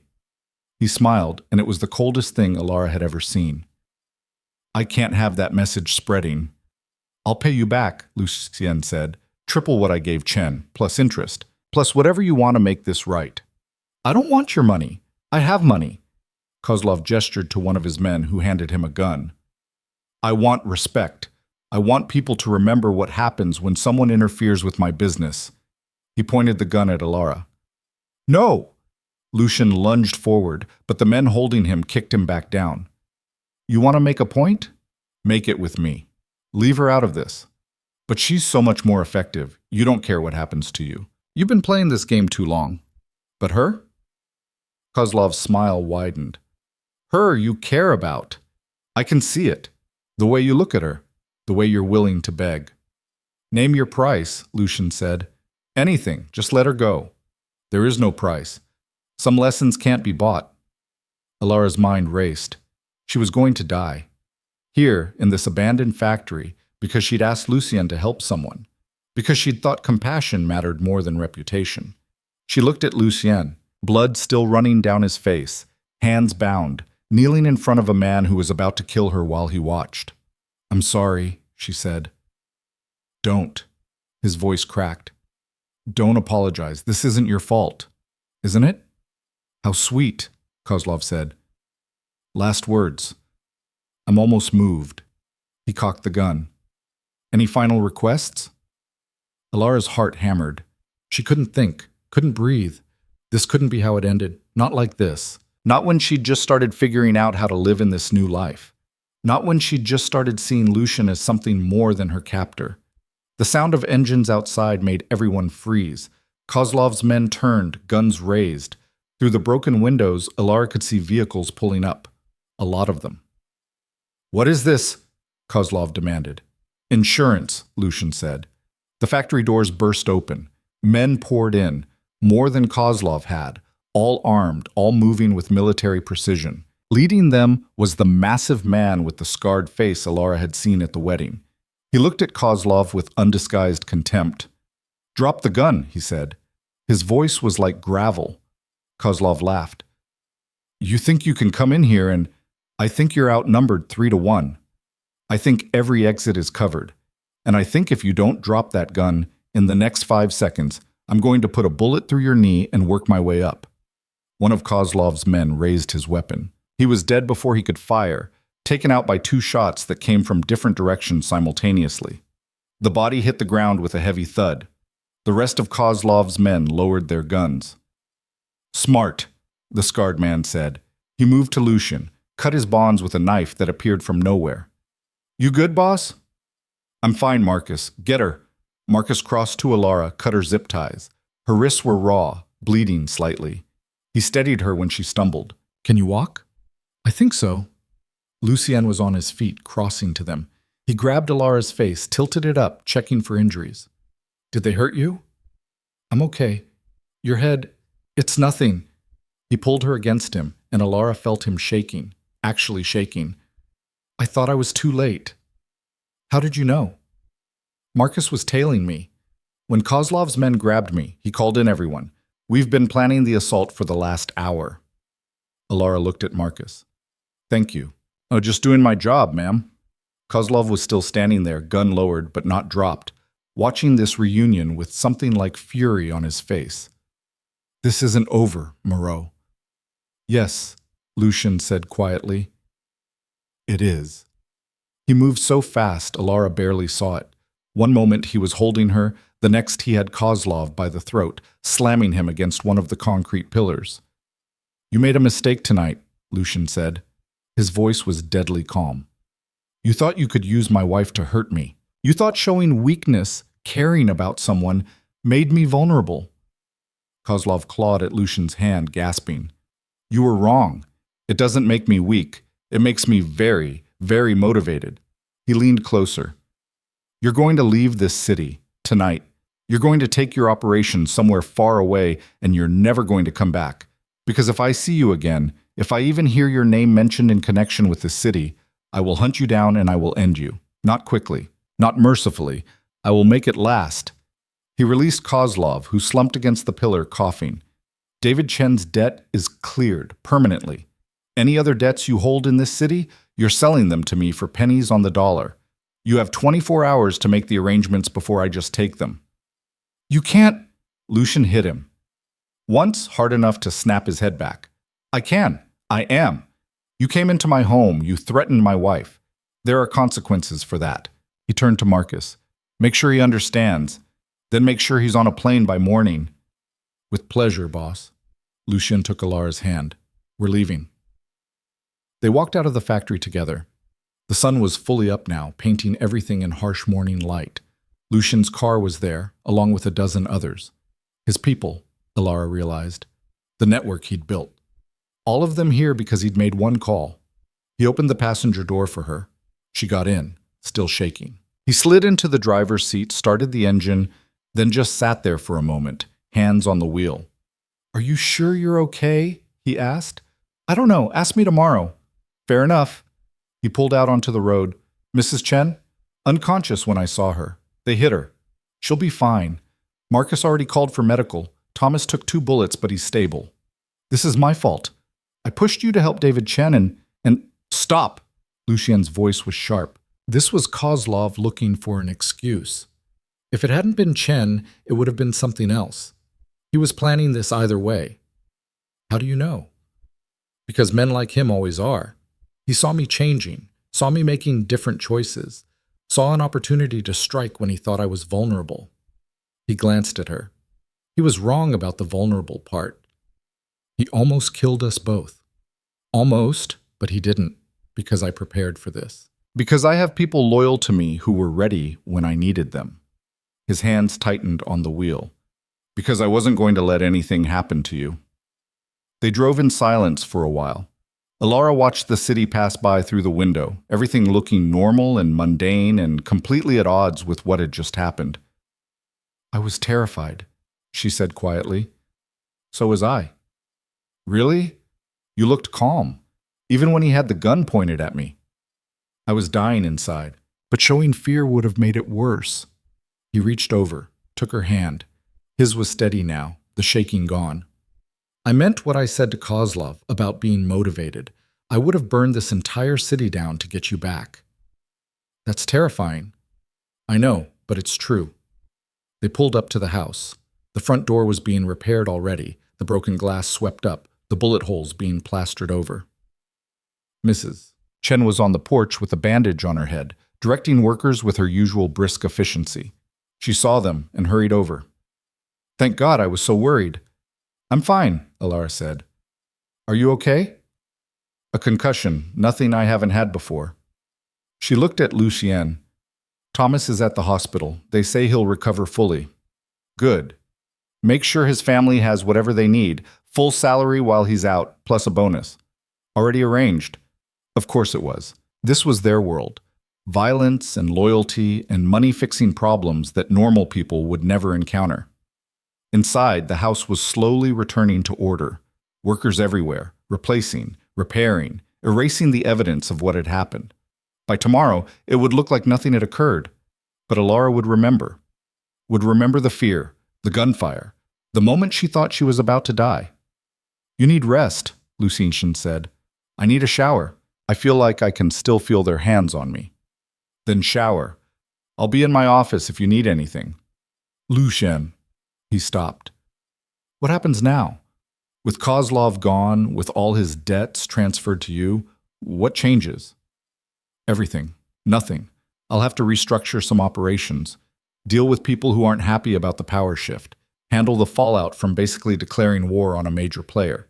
He rubbed his face. "But that's business. Standard complications. And us? What about us?" "You said you'd burn down the city to get me back. That's not... We've been married a month. We barely know each other." He studied her for a long moment. "I've known you for 9 months, Elara. Since that day in the bookstore. I've watched you, learned you, wanted you, and in the last month you've proven everything I believed about you was right. You're kind when you have every reason to be bitter. You're strong when most people would break. You push me to be better, even though it puts you in danger." He moved closer. "So yeah, I'd burn it all down, without hesitation." "That's insane." "Probably, but it's how I feel." Elara didn't know what to say to that, didn't know how to process the fact that this man, this dangerous, complicated man, had just risked everything for her. "I need that shower," she said. "Take your time." She went upstairs. The bathroom was untouched, pristine. She turned the water as hot as it would go and stood under it until her skin turned red, washing away the feeling of those men's hands, the smell of gunpowder and fear. When she finally got out, she found clean clothes laid out on her bed. Mrs. Chen's doing. The woman was either psychic or just that good at her job. Elara dressed and went to find Lucien. He was in his office, on the phone, speaking in rapid tones about territories and payments and restructuring. When he saw her in the doorway, he ended the call. "Feel better?" "Marginally. Can I ask you something?" "Always." Do you regret it? Helping David Chen? Knowing it led to this? Lucian leaned back in his chair. No. Because Kozlov was going to make a move eventually, and because that little boy has his father because I made a choice. That matters. Even though it almost got us both killed? Even then. He stood, moved around the desk. You changed me, Elara. Made me remember that there are things worth fighting for besides power and reputation. People like David Chen and his son. People like you. I'm not some symbol of goodness. I'm just a person who asked you to help. You're not just anything. You're... He stopped, like he wasn't sure how to finish that sentence. I'm what? Important. To me. More than I expected. More than I was prepared for. Elara's heart was doing complicated things in her chest. I'm scared. Of me? Of this. Of caring about you. Of what happens if I lose you, or if you lose me. Then we'll be scared together. He pulled her close. But we'll be together. That's what matters. She let herself lean into him, let herself feel the solid warmth of him, the evidence that they'd both survived, that they were here, breathing, alive. What happens tomorrow? She asked. Tomorrow I finish consolidating power. I make sure everyone knows what happens when someone threatens what's mine. I restructure the entire operation to make sure this can't happen again. And after that? After that, I take my wife somewhere safe for a few days. Let the dust settle. Let her recover from the worst day of her life. Second worst, the day my father died was probably worse. Fair point. They stood like that for a while, holding each other in the office while the house was repaired around them, and the city adjusted to the new reality Lucian had created. Elara thought about the girl she'd been a month ago. Scared, trapped, sold to pay debts that weren't hers. That girl wouldn't have recognized who she was now. Someone who'd been kidnapped and nearly killed and was standing in a crime lord's office feeling something that might be love. But that girl also wouldn't have asked Lucian to help David Chen, wouldn't have pushed him to be better, wouldn't have seen past the danger to the man underneath. Maybe they were both changing, both becoming something neither of them had planned. Maybe that was the point. I don't know how to do this, Elara said into his shoulder. Do what? Be with you, love you. Live in this world where violence is normal and people get shot for debts, and I could lose you any day. Then we'll figure it out together, one day at a time. That simple? That simple. It wasn't simple. Nothing about this was simple. But standing here, alive despite everything, Elara thought maybe simple wasn't the goal. Maybe the goal was just survival and trust and choosing each other every day even when it was hard, especially when it was hard. Okay, she said. Okay? Okay, we'll try. Together. Lucian pulled back to look at her. You're sure? No, but I'm sure I want to find out. He kissed her then. Not the careful kiss from their wedding, not gentle or measured. This was real, messy and desperate and full of everything they hadn't said yet. When they broke apart, Elara was breathless. Was that okay? Lucian asked. Yeah, that was okay. Outside, the sun climbed higher. The house slowly returned to normal. The city adjusted to its new reality. And inside, two people who'd been brought together by debt and circumstance and violence decided to become something more. It wouldn't be easy. It wouldn't be safe. But it would be theirs.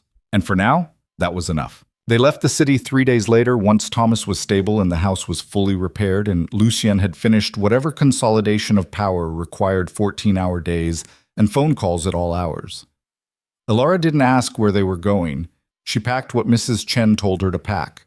Casual clothes, warm layers, comfortable shoes, and got in the car when Lucian said it was time. They drove north for 4 hours, the city giving way to suburbs, suburbs to farmland, farmland to forest. The trees were just starting to turn, splashes of red and gold against the green.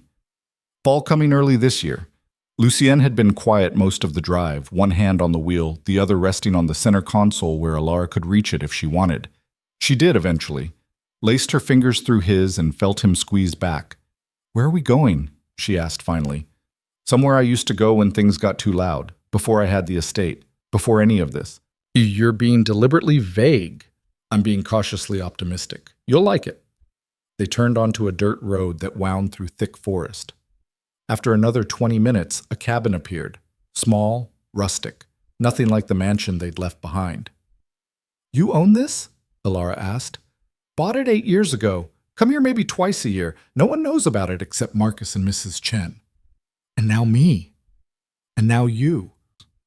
The cabin was simple inside. One main room with a kitchen and sitting area, a bedroom through a door to the left, a bathroom that looked recently updated, wooden floors, a stone fireplace, windows overlooking the forest. It was the most normal place Elara had seen in weeks. "There's no cell service," Lucian said, setting their bags down, "and the landline is only for emergencies. No internet, no connection to anything. So we're really alone. That was the idea. But if you're uncomfortable, I'm not." Elara moved to the window. The forest stretched out in every direction, endless and quiet. "It's perfect." They settled in. Lucienne built a fire even though it wasn't quite cold enough to need one. Elara unpacked their things, found the kitchen stocked with basics. Mrs. Chen's work again. That woman was either magic or had done this before. That first night they cooked together, pasta with vegetables, nothing fancy. They ate by the fire, and for the first time in days, Elara felt like she could breathe properly. "How are you really?" Lucienne asked. "With everything that happened?" "I don't know yet. I have nightmares. Wake up thinking I'm back in that factory with a gun pointed at me." She set down her fork. "But then I remember you got me out. That we're here. That we're safe. And it gets a little easier. It'll take time." "Speaking from experience?" "Unfortunately." He stared into the fire. "I've been on both sides of violence. Done things I'm not proud of. Had things done to me that still wake me up some nights. You learn to live with it, but it never fully goes away. That's not comforting." "I know, but it's honest." They cleaned up together, moved to the couch by the fire. Elara curled into his side, let herself feel the warmth of him, the steady beat of his heart under her ear. "Can I ask you something?" she said. "Always." "When did you know that you wanted me? Not just noticed me, but actually wanted me in your life?"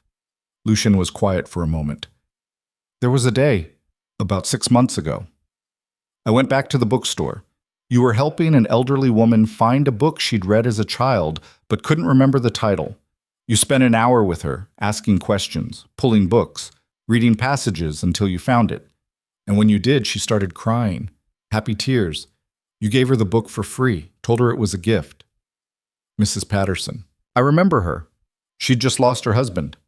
I know, I looked her up later, read about her story, and I thought about how you'd spent an hour of your life making a stranger's day better for no reason, except it was the right thing to do.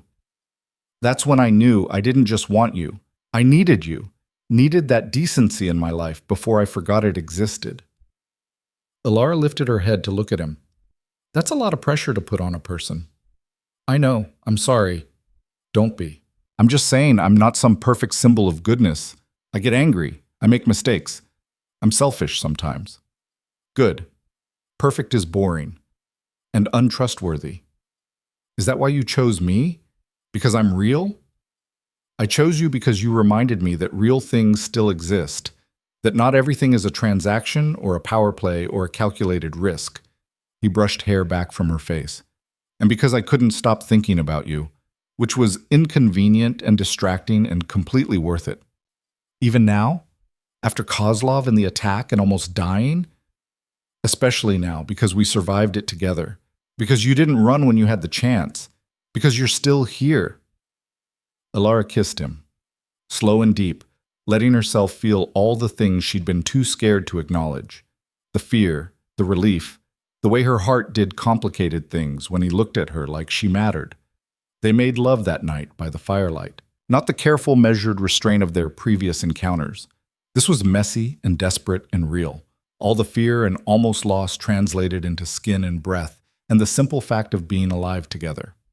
Afterward, lying tangled in sheets they'd dragged from the bedroom, Elara traced the scar above Lucien's eyebrow. "How'd you get this?" "Bar fight when I was 22. Someone thought I'd looked at his girlfriend wrong." "Had you?" "Probably. I was an idiot at 22, as opposed to now. Now I'm a very calculated idiot." He caught her hand, pressed a kiss to her palm. "Tell me about your mother. The real story, not the abbreviated version." So Elara did. Told him about her mother's laugh, how she'd sung while cooking, how she'd insisted on reading to Elara every night even when Elara got too old for it. Told him about the cancer, the rapid decline, the way her father had just stopped functioning after the funeral. He tried, she said, for a while, pretended everything was fine, but I could see him slipping. The gambling started small, just poker with friends. Then it was the casino. Then it was loan sharks and debts he couldn't pay and lies about where the money went. You stayed anyway. He was my father, and I kept thinking if I just worked hard enough, earned enough, I could fix it, could save him from himself. She laughed, but it hurt. Turns out you can't save someone who doesn't want to be saved. No, but you can forgive yourself for trying. Can you? Because I'm still working on that part. Lucienne pulled her closer. We're both works in progress. That's okay. They spent the next few days in a bubble of almost normalcy, hiking through the forest, cooking meals together, reading by the fire. Lucian taught her to chop wood, which she was terrible at, but enjoyed anyway. Elara introduced him to board games she'd found in a closet, and he turned out to be intensely competitive at Scrabble. That's not a word, she said, looking at his tiles. It is. Look it up. We don't have internet, remember? Then you'll have to trust me. Or I can call bullshit and make you forfeit. You wouldn't. Watch me. They argued about it for 20 minutes before Lucian finally admitted he'd made it up. Elara won by 40 points and made him do the dishes as penance. It was normal, domestic. Nothing like the life they'd been living in the city. Elara knew it couldn't last. Knew eventually they'd have to go back to the real world with all its complications and dangers. But for now, she let herself pretend this was their life, just the two of them and the forest, and no threats lurking in the shadows. On the fifth night, they were sitting on the porch watching the sunset when Lucian's expression changed, went distant. What? Elara asked. I've been thinking about something, about what happens when we go back. What about it? You deserve a choice, a real one. Not the forced marriage, not the arrangement. You deserve to decide if this is what you want. Elara's heart stuttered. What are you saying? I'm saying I could arrange a divorce, quietly. You'd get a settlement, enough to live comfortably, go back to school, start over somewhere safe. You'd be free of the debt, free of me, free of all of this. You're offering to let me go. I'm offering you a choice, the one you never had before. Elara stood, moved to the porch railing. The forest was darkening, shadows deepening between the trees. Why now? Because I don't want you staying out of obligation, or fear, or because you think you don't have options. He came to stand beside her. I want you to stay because you want to, because you choose this. Choose me, not because you're trapped. And if I choose to leave? His jaw tightened. Then I'll let you go. Make sure you're safe. Make sure you have everything you need, and I'll live with it. Would you? Really? No, but I'd do it anyway. Because keeping you here against your will would destroy everything He stopped. Everything you what? Everything I feel for you, everything I'm trying to build. You can't have something real if it's built on a cage, no matter how nice the bars are. Elara turned to face him fully. You're in love with me. Is that a question or a statement? Both. Lucian looked at her for a long moment. Yes, I'm in love with you. Have been for a while, which is inconvenient and terrifying and completely outside my control, but it's true. That's a terrible confession. You made it sound like a disease. It feels like one sometimes. This constant worry that you'll realize who I really am and run. This fear that I'll lose you to violence or circumstance or just your own good sense. He cupped her face. But it's also the best thing that's happened to me. You're the best thing that's happened to me. Elara's eyes burned. I'm not going anywhere. You should think about it. Really think about it. What it means to stay. The danger, the isolation, the fact that my world will always be violent and complicated, and I'm not going anywhere, she repeated. I choose you. This. All of it. Elara, I'm not saying it's perfect. I'm not saying I'm not scared. But I'm saying I want to try. Want to build something real with you. Want to see who we become together. She took his hands. I love you too, which is probably stupid considering you literally bought me. I didn't buy you. I paid your father's debt. Semantics. The point is, this started as a transaction, but somewhere along the way it became something else. You became someone I trust, someone I care about, someone I can't imagine my life without. You barely know me. I know you read poetry and worry about dead girls and stopped taking contracts that felt wrong. I know you came for me when Kozlov took me. I know you're trying to be better than you were. That's enough. It shouldn't be, but it is. Lucian kissed her, deep and desperate, like he was trying to memorize the moment. When they broke apart, both breathing hard, his forehead rested against hers. If you change your mind, he started. I won't. But if you do, the offer stands, always. You want out? I'll let you go. No questions, no consequences. Okay? Okay? Okay, I believe you. Now, can we stop talking about me leaving and focus on the fact that we just confessed we love each other like a couple of awkward teenagers? He laughed. Actually laughed. The sound surprised out of him. Fair point. They went inside, made dinner, ate by the fire. Everything normal, except for the way Lucien kept looking at her, like he was cataloging every detail, storing it away. Later, in bed, Elara asked, "What happens when we go back?" I consolidate what I took from Kozlov, restructure the operation, make sure everyone knows the new rules. Which are? No debts that destroy families, no violence against people who can't defend themselves, no contracts that feel wrong. He pulled her closer. It'll be messy.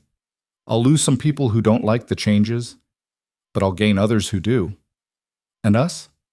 We keep doing this, learning each other, building something real. You keep pushing me to be better. I keep making sure you're safe. Sounds unbalanced. It's not. You make me better. I keep you alive. Fair trade. If you say so. They left the cabin 2 days later. The drive back felt shorter somehow, the city appearing too quickly after their isolation. Elara watched it rise up through the windshield and felt something shift. This was home now. Not the city itself, but wherever Lucien was. Wherever they were together. The house looked the same as when they'd left. Perfect. Pristine. All evidence of violence erased. Mrs. Chen met them at the door with her usual efficiency. Welcome back, Mr. Moreau. You have 17 messages. Mrs. Moreau, your books arrived from the store. Books? Elara asked. Lucien looked slightly guilty. I might have called Robert and asked him to send some recommendations. You didn't have to do that. I know, but I wanted to. Sue me. Life fell back into a rhythm. But it was different now. Lucien worked from home more often. They had dinner together every night, sometimes just the two of them, sometimes with Marcus or other people from Lucien's operation. Elara learned names, faces, the complicated hierarchy of the world her husband operated in. She also started working again. Not at the bookstore. That part of her life was done. Instead, she started a consulting business, helping other small bookstores with inventory and customer service and staying competitive. It was work she could do from anywhere, and it made her feel useful, like she was building something of her own. 6 weeks after they returned from the cabin, Margaret called. I wanted to check in, the lawyer said. Make sure everything is, well, I'm not sure what I'm checking for, actually. I'm fine, Elara said. Better than fine. Really? Because when I facilitated this arrangement, I wasn't sure it would work out. You seem like very different people. We are, but different doesn't mean incompatible. I'm glad. Margaret sounded like she meant it. For what it's worth, your father would have been happy. That you're safe, that you're okay. Would he? He sold me to pay his debts. He made sure you'd be protected. That was the one thing he insisted on, that whoever took on the debt would guarantee your safety. Lucien was the only one who offered that. Elara thought about that after the call ended. Her father, in his final act, had tried to protect her. It didn't excuse the gambling or the lies or the mess he'd left behind. But maybe it meant something that he'd tried.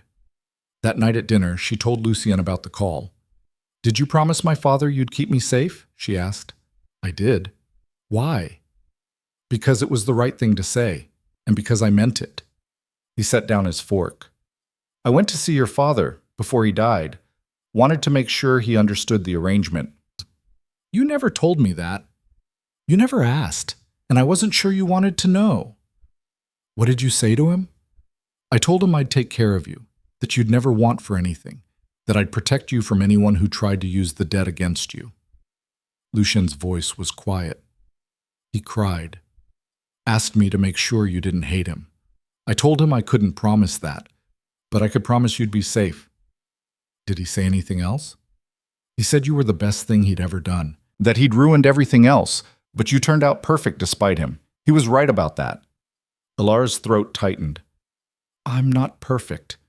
No, but you're good, despite everything he put you through. That takes strength. Or stubbornness. Same thing, really. 2 months after the attack, Anton came to the house. Elara was in the library when Mrs. Chen announced him, and she went downstairs to find him in the sitting room with Lucien. The tension between them was obvious. I came to apologize, Anton said when he saw Elara, for what I said, about you being a liability. I was a liability. Still am, probably. No, you're not. He looked at Lucien. You were right. I was wrong. The old ways, fear and violence and nothing else, they're not sustainable. You're building something different, something better. I didn't see it before. And you see it now? Lucien asked.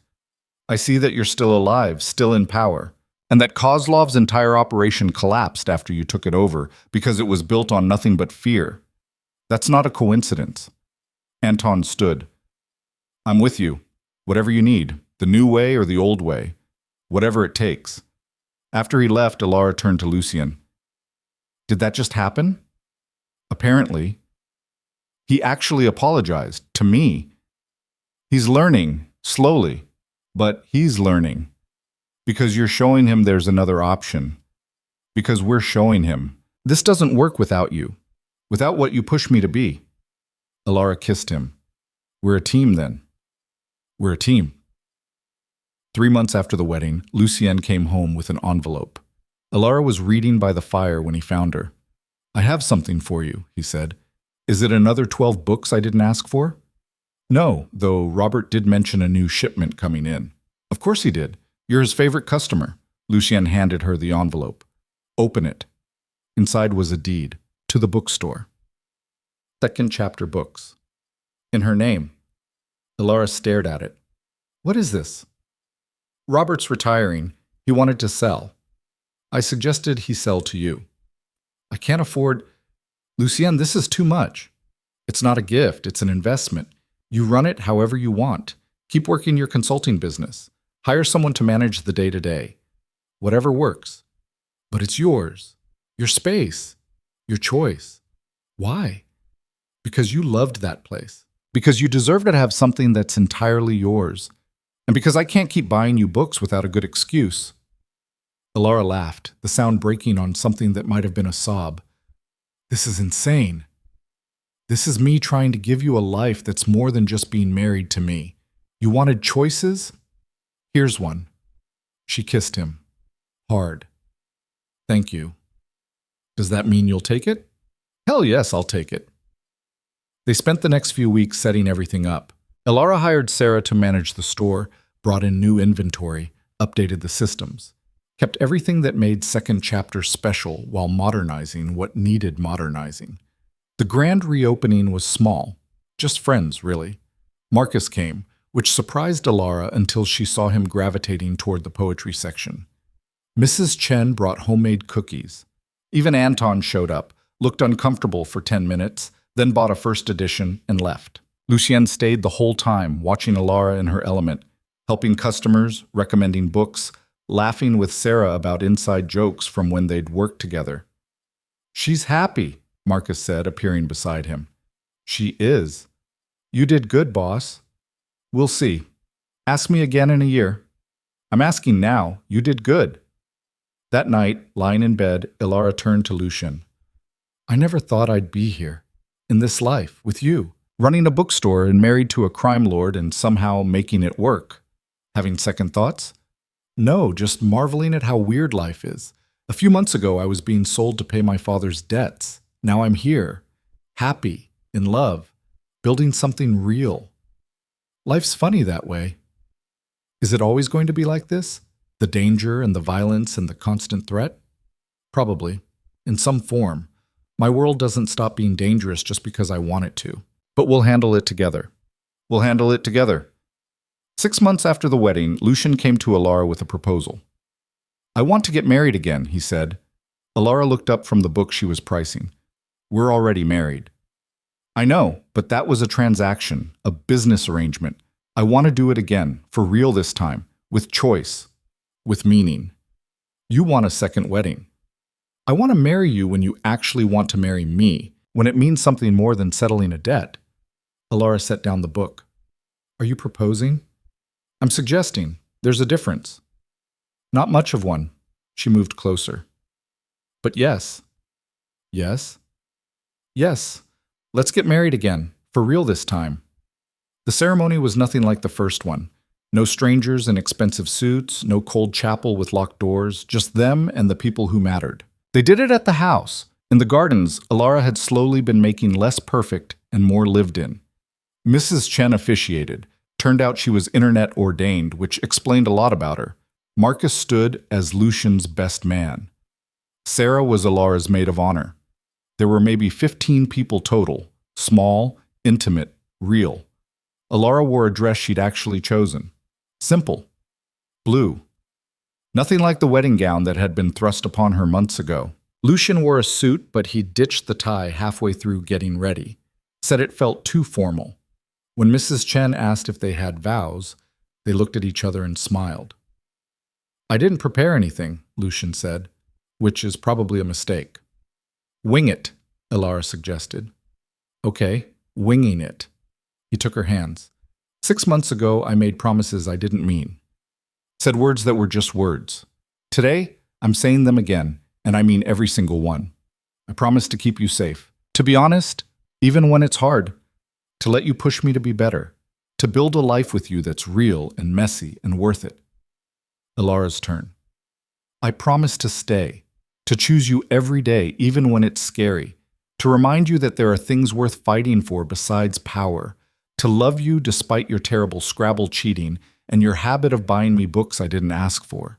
She squeezed his hands. To be your partner in everything. That was beautiful, Mrs. Chen said. Now kiss before I start crying and ruin my makeup. They kissed. Everyone cheered. Someone popped champagne. It was perfect in its imperfection. Later, dancing in the garden as the sun set, Lucian whispered, No regrets? Not even one. Not even when I cut off someone's fingers for threatening the wrong person? Okay, maybe a few questions about that, but no regrets?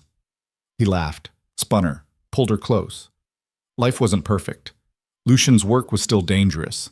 There were still threats, still complications, still moments when Elara wondered if she'd made the right choice. But there were also mornings waking up next to him. There were quiet evenings in the library.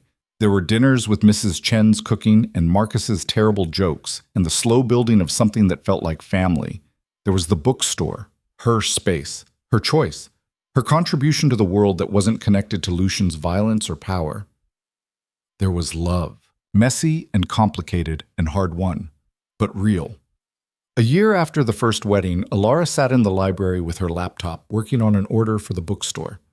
Lucian was in his office, handling business she didn't ask about, and he didn't volunteer.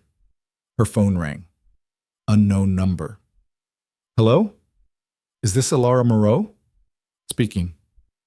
This is David Chen. We met, you probably don't remember, but I remember, you and your son. How are you? We're good, really good. We moved to Oregon. I got a job. Michael's in school. We're safe. His voice cracked slightly. I wanted to call and say thank you for what you and your husband did. You saved our lives. You're welcome. I'm glad you're doing well. Michael wanted me to tell you something. He said to say you're a real-life superhero. He's 7, so that's the highest compliment he's got. Elara laughed. Tell him thank you. That means a lot. After the call ended, she sat looking at her phone, thinking about choices and consequences and the way one decision could ripple out in ways you'd never expect. She'd asked Lucien to help David Chen. That decision had nearly gotten them both killed, but it had also led to Kozlov's fall, to Lucien restructuring his entire operation around different principles. To this phone call, hearing that a little boy was safe and happy in Oregon. Nothing was ever simple, but maybe that was okay. Maybe the goal wasn't perfection.